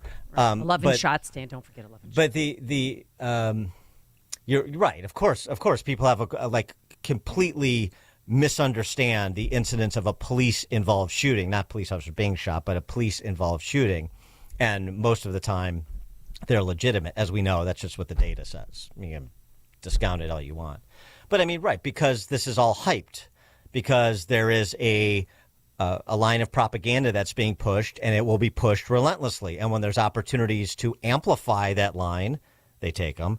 And when there are threats to that line, they mute them. And so this young man, Zet Rodriguez, this 24-year-old father of two, this story is going to be muted. And certainly something as jarring as watching the Ring camera video with him crawling on his hands and knees, and then you hear the audio of him gasping for breath as he's calling out for help. Well, gosh, that's going to make some people uncomfortable. Well, gosh, that's not the kind of city I want to live in. Well, gosh, who's responsible for that? How could this be happening? Nice neighborhood, family man. And I said he died alone. Actually, he died in the arms of his neighbor who was trying right. desperately She to rendered save him. aid. She was interviewed. Yeah. I mean, this is the sort of barbaric, sick, cowardly city that we all once or did call home. Heartbreaking. Lee and Hammond, you're on Chicago's Morning Answer. Hey guys, you know, this is the result of do-gooder idiots in a community like BLM Brandon worrying more about what happens to these scumbag perpetrators than they do with the victims. You know, we had a local politician here in Northwest Indiana that somebody told him at a meeting one day that if things keep up the way this is, people will vote with their feet. And the brainiac politician's response was, how do you vote with your feet? This is what's happening. This is why people are getting out of Dodge. I mean, what are you going to do? You're going to live in a community like that? Anybody with any sense isn't. How do you vote? The politician didn't understand the phrase, how you vote. Did you think people actually take off their shoes and vote with their toes? Literally. That's the brain power of the politicians. Oh, my gosh. That's great. I won't name the political party, but I think you know who I'm talking about. Thanks. Well, Northwest Indiana. Thanks Right. for the call, Lee. If these cops know that in their heart that they did that, I hope that there's some strong surveillance going on to watch their every move right now. Steve, Northwest Side. Dan, I said this for a long time, and I'll say it again. The police do not determine or make the decision as to who they're going to shoot. That decision is made for us by the people we shoot. These people put us in untenable positions where, in order to go home at the end of the tour of duty or in one piece with the same holes I had when I went to work, by them. Yeah. I mean, yeah. I you know what? I was on the job for over 31 years, and I worked with I don't know how many hundreds of guys over those years. I never got into a car with a guy that said, let's go shoot somebody today. Let's go kill a black guy today. Yeah, it of course never not. happens. Of course not. not. The last thing you want to do is shoot somebody, if only for the paperwork. Even if you're the most immoral person in the world, the paperwork will drown you. You're not going home for a long, long time. Yeah. We don't want to shoot anybody. If I had $1 for every time I could have shot somebody legally, I'd be a rich man today. Wow. Trust me on that. Thanks for the call, Steve. Well, yeah, I'm in this city over 31 years. That's probably true. You look at what you see happening. You had guys roll up on this guy to rob him, and they had to kill him, or they're just indifferent to killing him. Maybe we want to. Maybe we need to kill him. Maybe we don't need to kill him. But either way, it's fine with us. We got people to prey on. But there is something. I mean, I don't disagree with anything Steve said. I don't think we said anything that was contrary to that. But I mean, I would like to see this, and you can't do it with every case because there's, 700 or 800 people murdered every year in Chicago, and sometimes those people who are murdered are predators themselves. So you have to, I guess, pick your spots like we do with police officers, and I understand why we should always make the extra effort to profile any officer killed in line of duty because they're performing a special public service. I get it. However, just like we'll take one of these kids that's tragically gunned down and use their story as one that we try to bring more attention to illustrate the underlying social pathologies. And by the way, it's not just us who do that. Barack Obama had Hadiya Pendleton's parents to the State of the Union address, don't forget. But I would like to see, like this kid, this Zet Rodriguez case, I would like to see the same attention that was put on the effort to solve the Officer Huesca case and bring that guy to justice. I'd like to see that same effort and same publicity and same reward money. I mean, this is where if you do that, then maybe you start to have law-abiding, productive people say, well, hey, look, they go to the same lengths or very similar lengths they go to catch the murders of good people, just like they go to the lengths they go to catch anybody who's accused of killing a cop. It's funny that you mentioned that because on Friday, I believe, or last week sometime, victims' family members were outside Area 2 with pictures of their loved ones saying, hey, you got Officer Weska's murderer within 48 hours or however long it was. Please, with the same amount of urgency, try and find my daughter's killer.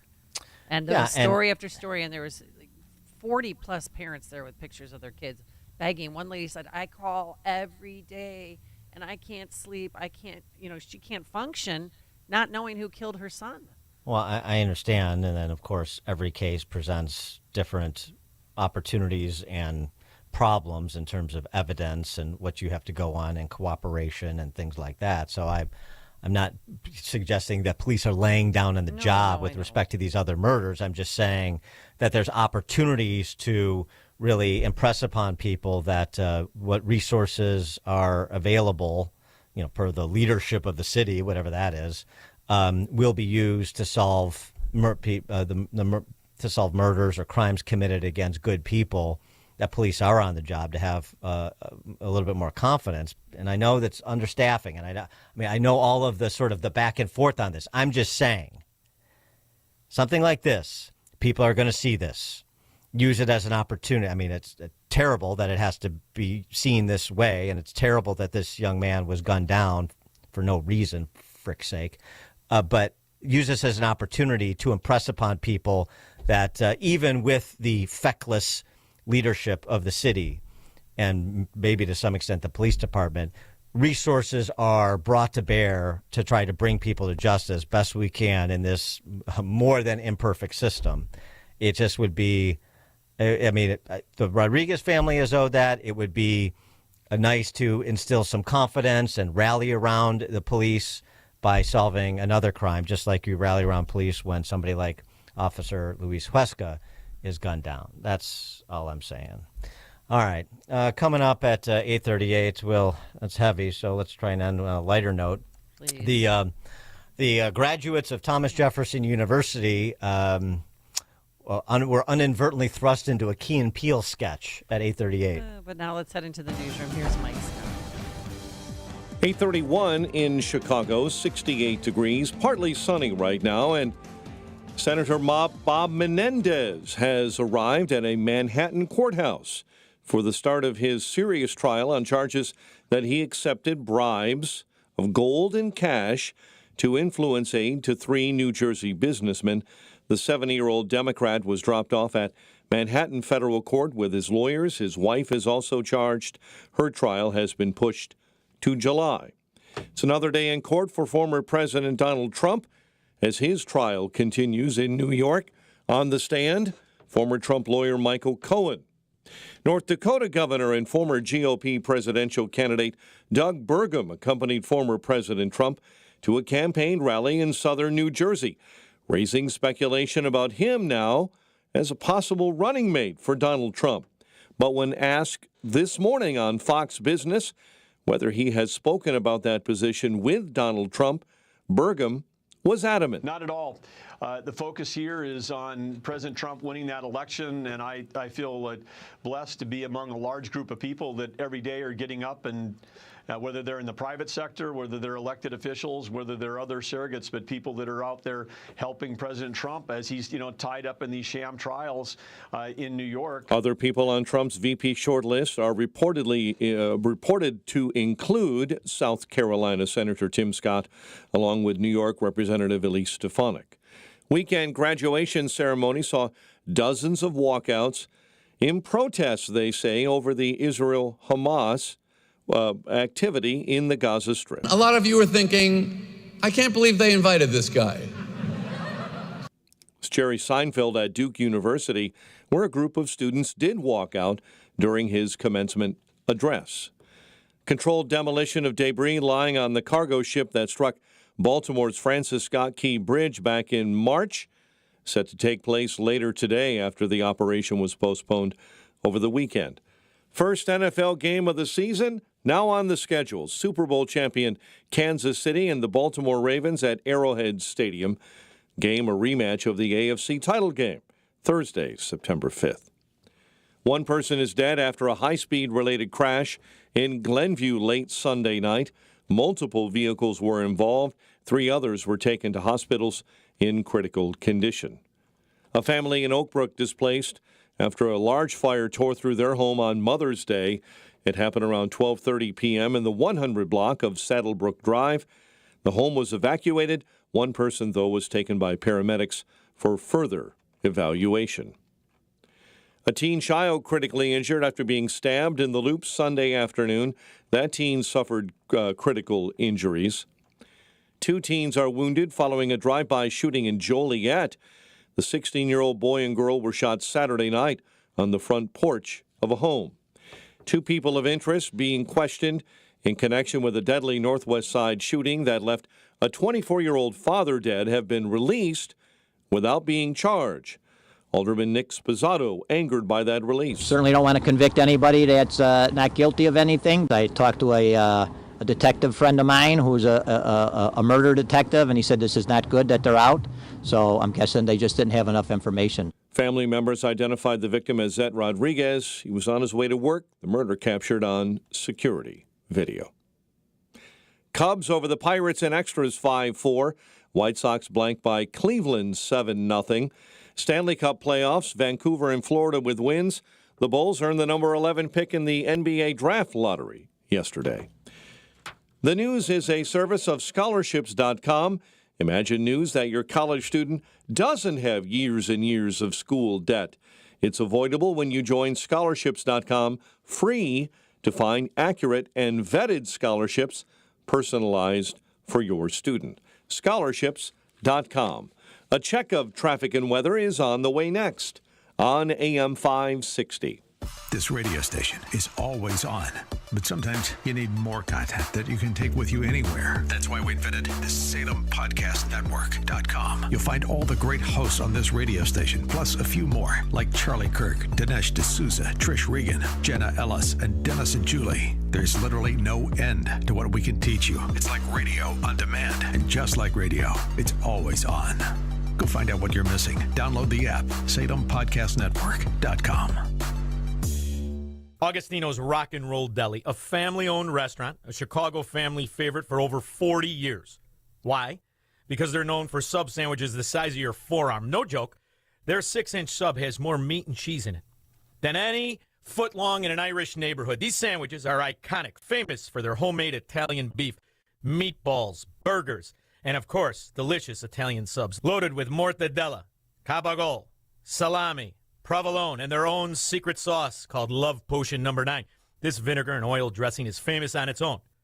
Both Augustino's locations boast walls covered in authentic rock and roll memorabilia and artifacts, all celebrating their love for good old-fashioned rock and roll. Augie's is a feast for your eyes and your stomach. Dine in or carry out. Bring the family or the team. Plus, Augie's caters corporate meetings, parties, and celebrations. Don't make it yourself. Make it happen with Augustino's.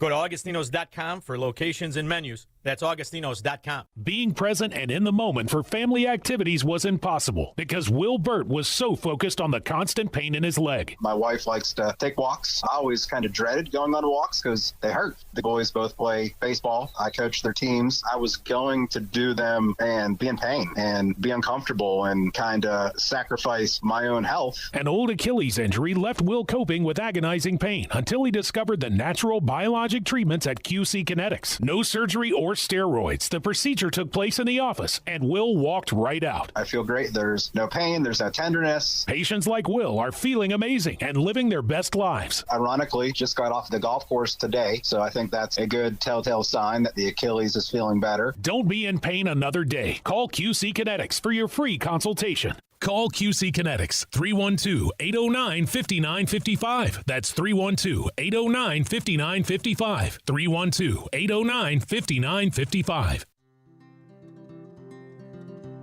Balance of Nature's fruits and veggies supplements, changing the world one life at a time.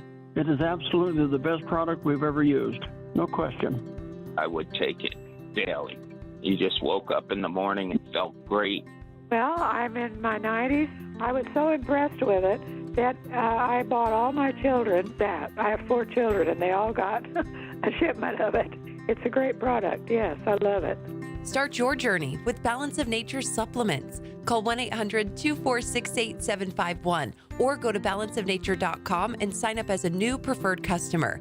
And for a limited time, get 35% off your first order, plus $10 off any additional sets with free shipping and our money-back guarantee. Go to balanceofnature.com or call 1-800-246-8751 and get this special offer by using discount code CHICAGO.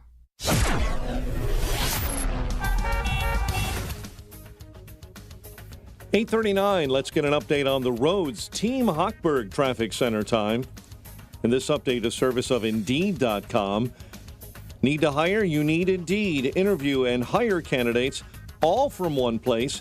And Indeed's interview tool lets you schedule and conduct virtual interviews right from their website. Visit Indeed.com/credit.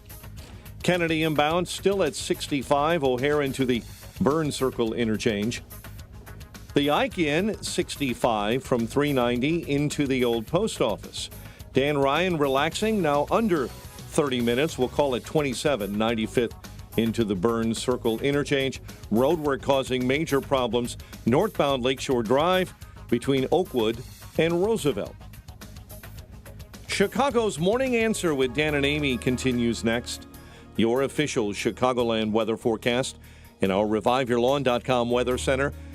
Cloudy and warm for the afternoon with a couple of showers arriving and maybe a thunderstorm late in the day. High 79. Currently mostly cloudy and 63. Your next news update at 9. Chicago's Morning Answer continues next on AM 560 The Answer. Now, from the Signature Bank Studios. America First with Sebastian Gorka. Weekday afternoons at 3 on AM 560. The Answer. Top of the morning, Dan and Amy. So, Thomas Jefferson was spinning at Monticello over the weekend, listening to the graduation ceremony at the eponymous Thomas Jefferson University in Philly. Because as the graduates came up to get their diplomas, their names were announced. Well, yeah, and it's a big deal. You don't want anybody to mess up your name ever, but certainly not at graduation. Which is why you were never tapped to do that at Iowa. This is exactly my point. Yes, Yeah. I am the original name assassinator, but I think I have some competition. Well, yeah, and not just from Key and Peele, Michael Keegan, right? Isn't it? It's the best. Jordan Peele and Michael Keegan. Anyway, the substitute teacher bit that's everybody should have heard by now. Can we play it? Where's Jay Quellen at? No Jay Quellen here? Yeah. Do you mean Jacqueline? Okay, so that's how it's gonna be. Y'all wanna play? Okay then. I've got my eye on you, Jay Quellen. Balake. Where is Balake at? There's no Balake here today. Yes, sir. My name's Blake. Are you out of your mind? Yeah, so you get the picture. Keegan Michael Key. Yeah, that's the Jordan Peele Key. Anyway. I could listen to that all day long. It makes me laugh. Well, so we have life imitating art. That's how should we do this? I guess maybe play like a guessing game. Okay. So I'm not going to tell you the actual name of the graduate. I'm just going to play it, and then you decide if you could decipher it. And, feel free to call in, too. 312-642-5600, turnkey.pro answer line. 64636-DA, turnkey.pro text line. Are you ready? All right, hold on. Here, let's give me a second. Yeah, listen up. Okay. Well, I'm going to write this down and see if I can figure this out. Yeah, no, we'll go get a writing utensil. Serious. I'm not cheating either. I mean, get a writing utensil and see. Just listen to the pronunciation and see if you can make it out. All right. By the way, a lot of these, like Balake, Blake, not terribly difficult. No. Maybe Lee Zubeth Brataski. Can you hit me one more time? All right. Maybe Lee Zubeth Brataski. The middle name because they say middle names at graduations. Maybe I don't understand what maybe could be, but I From think Arrested Development, no. I think that's she- not it. That's what she said, maybe, but that's not the name. Elizabeth. That's Elizabeth. Mm-hmm. And then Gronkowski. So again, here was the name. Maybe Lee Zubeth Brataski. Yeah. The actual name, Maeve Elizabeth Brostowski. All right, so there's one. All right, see if you can pick this one up. Sayer Uvun Jinju Brinan. Dear Lord. I'm going to... What? Sayer Uvun Jinju Brinan. Wow, I mean, do you know what that one is? Yeah. Sayer Uvun Jinju Brinan. Maybe Sayer is Sarah? Is that possibly her Keep first going. Javoom. I don't do Javoom. It's pretty plain as day. One more time. Sayer Uvun Jinju Brinan. Virginia? Birthplace of Thomas Jefferson, right? Mm-hmm. It's my sister's name, Virginia. Sarah Virginia and? Oh, God. Sayer Uvun Jinju Brinan. Brinan? June Brinan. I don't know. Anybody? What is it, Dan? Come on. It's Brennan. Brennan? Yeah, Brennan, Balake, Blake, sort of similar. Her name honestly, is Sarah Virginia Brennan? Yeah, Sarah Virginia Brennan. It's plain as day. Sayer Uvun Jinju Brinan. Vunjinju is an alternate pronunciation for Virginia. Not a lot of people know that. Back in the colonial days. I mean, who is this person? Yeah. Can we pronounce her name wrong, too? I mean, was she a DEI hire or what? My goodness. When John Smith landed in Jamestown, he pronounced it Virgin-Jua. So she's just going to an antiquated, but nonetheless legitimate pronunciation. All right, let's try another one here. All right, I'll just play it, and then you see if you can decipher it. Okay. Marcelin Brabazan Carr. The heck is that? Marcelin Brabazan Carr. Brabazan Carr. Maybe she's named like Marcella? Is that it? No. Marcelin Brabazan Carr. I mean, last name Carr? Is that right? Marcelin Brabazan Carr. Yeah, this is not as indecipherable. Marcelin Brabazan Carr. Marissa Lynn Brabazan Carr.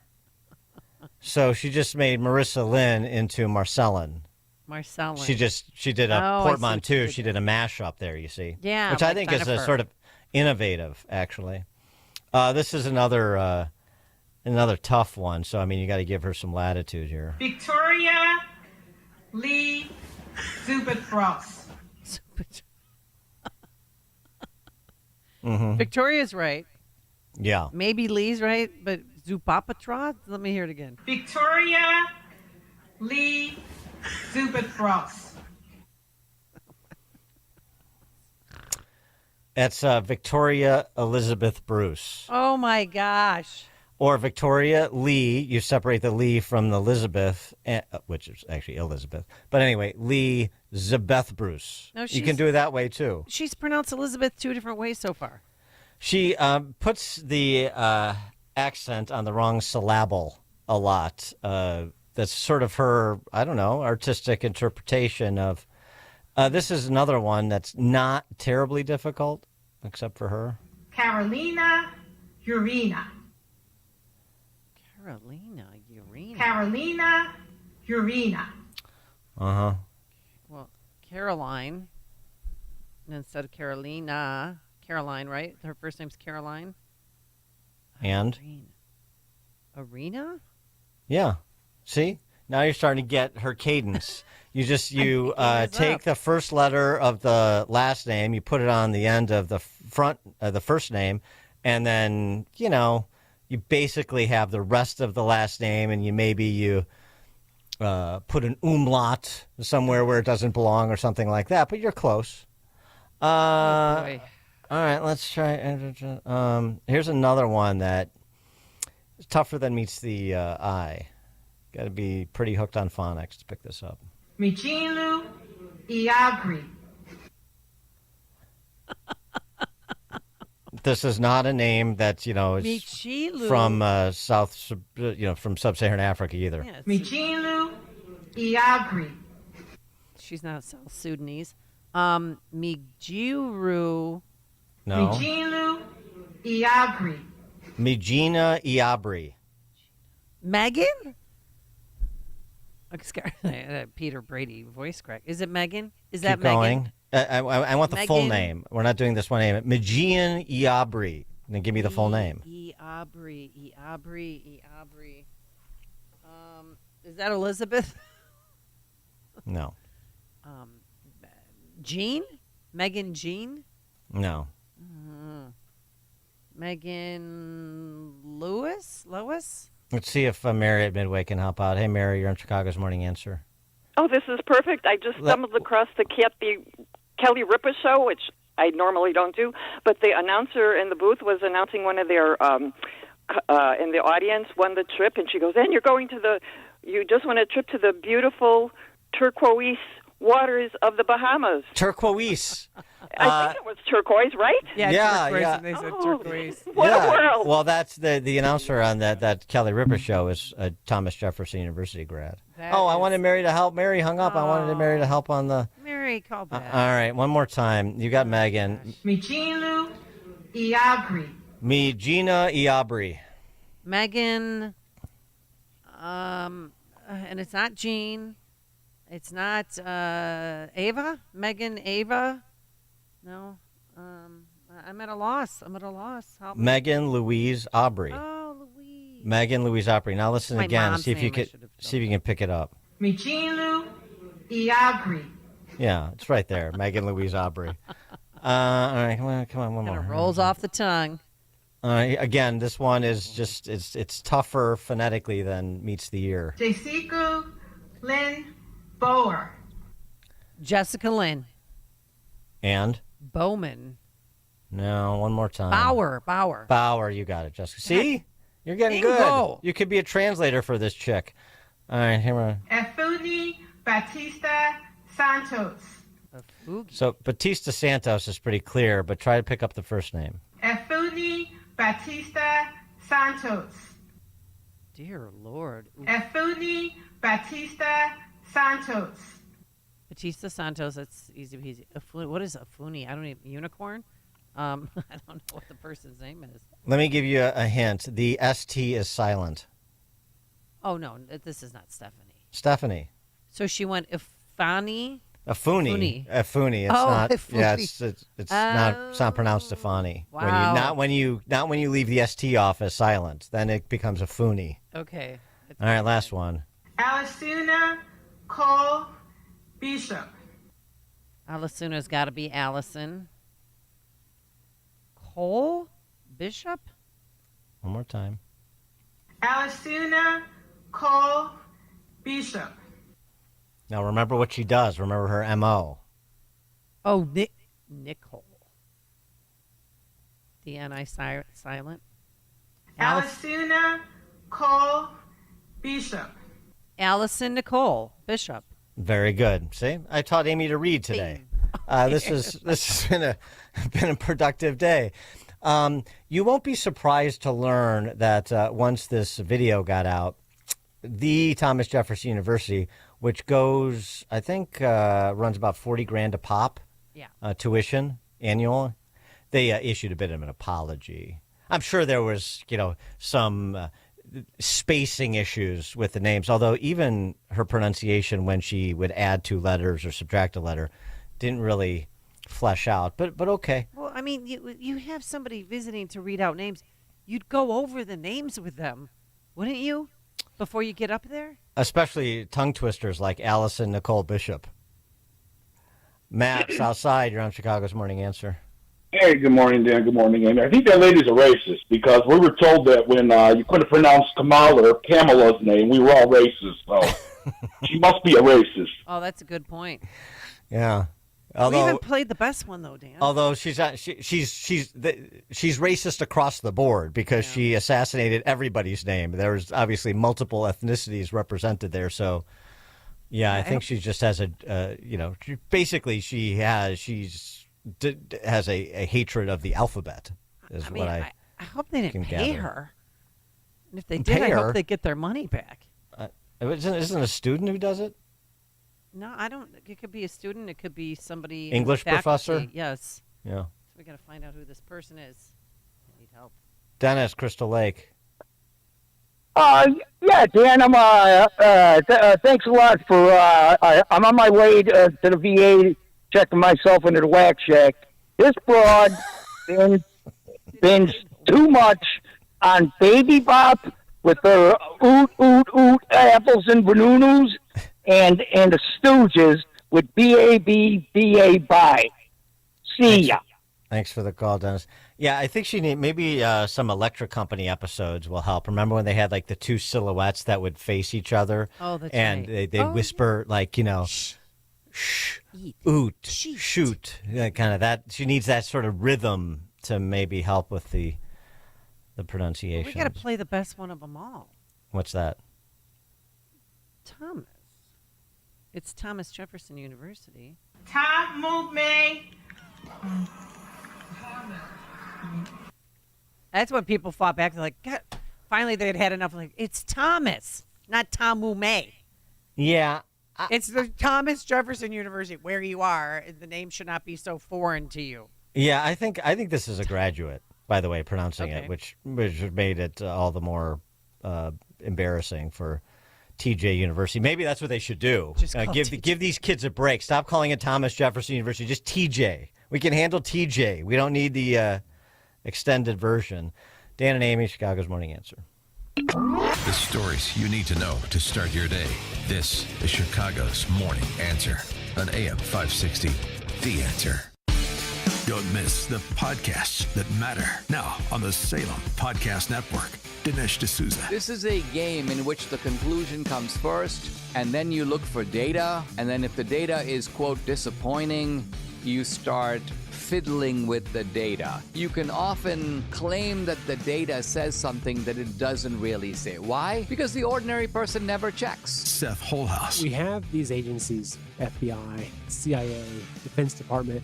Maybe 20 years ago, I would have thought, maybe they picked up on something, they got some intel, and they're trying to help us. But I no longer believe that very much at all. And Jenna Ellis. We need to be better prepared to understand what it is that the left is doing with their arguments so that we can be better prepared to answer these things and to have definitions that matter. Subscribe today for free on Apple Podcast, Spotify, YouTube, Rumble, or at SalemPodcastNetwork.com.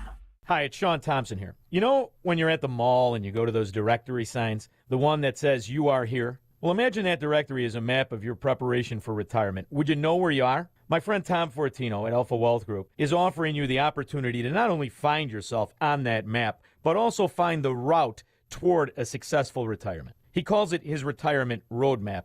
You'll get an analysis of where you are right now, whether you're at risk if the market drops again, whether you're taking advantage of the latest tax changes, and much, much more. To get an idea where you stand on the road to retirement, call my friend Tom Fortino at the Alpha Wealth Group today at 630-934-1855. That's 630-934-1855. And ask for the retirement roadmap or visit alphawealthgroup.com. And don't forget to listen to the Alpha Wealth Hour Saturday mornings right here on AM 560, The Answer at 9 a.m. Advisory services through Retirement Wealth Advisors, LLC, and SEC Registered Investment Advisor. Insurance and annuities offered through Alpha Wealth Group, licensed in Illinois. The words you are about to hear are taken from letters sent in by members of the Trinity Debt Management Program. Dear Trinity, today I'm making my final credit card payment. Before I came to you, I was in a constant state of anxiety and panic, but now there is hope for my family's financial future. Working with Trinity made me understand that I'm not alone. You really do help people. Your kindness will never be forgotten. Without Trinity's support, I would not have achieved my lifelong goal of becoming debt-free. We saved a lot on interest and penalties, of course, but the reward was the gift of human kindness. Trinity has carried me through a very difficult time in my life. You're amazing. I used to feel so anxious and hopeless. Now I feel grace and peace. God bless Trinity as you continue to help others become debt-free. If credit card debt has you down, call Trinity at 1-800-990-6976. That's 1-800-990-6976. AM 560, The Answer. You know who Thomas Jefferson University should get to read the graduates' names as they come on stage next year? Who? John Fetterman. Oh, okay. I say that because it's in Pennsylvania. He's the senator for Pennsylvania. Sure. That's the only reason Yeah. I suggested his name. Sure, Dan. Yeah, it's in Philly. It's in Philly. See? Yeah. Yeah, that's all I'm saying. Home base. It's a Jeffrey prestigious Tucson. medical college, by the way. You'd think they would know better. Yeah. They didn't. I'm a little worried about the doctors that college is producing. All right, thanks so much for making us part of your morning, part of your lives. Thanks to Justin Kosick and Quinn McCarthy. We're back here bright and early tomorrow morning at 5 a.m. Today, sunshine, but storms in the afternoon. A high near 80 degrees. It's 9 a.m. WIND Chicago. It's day 16 of the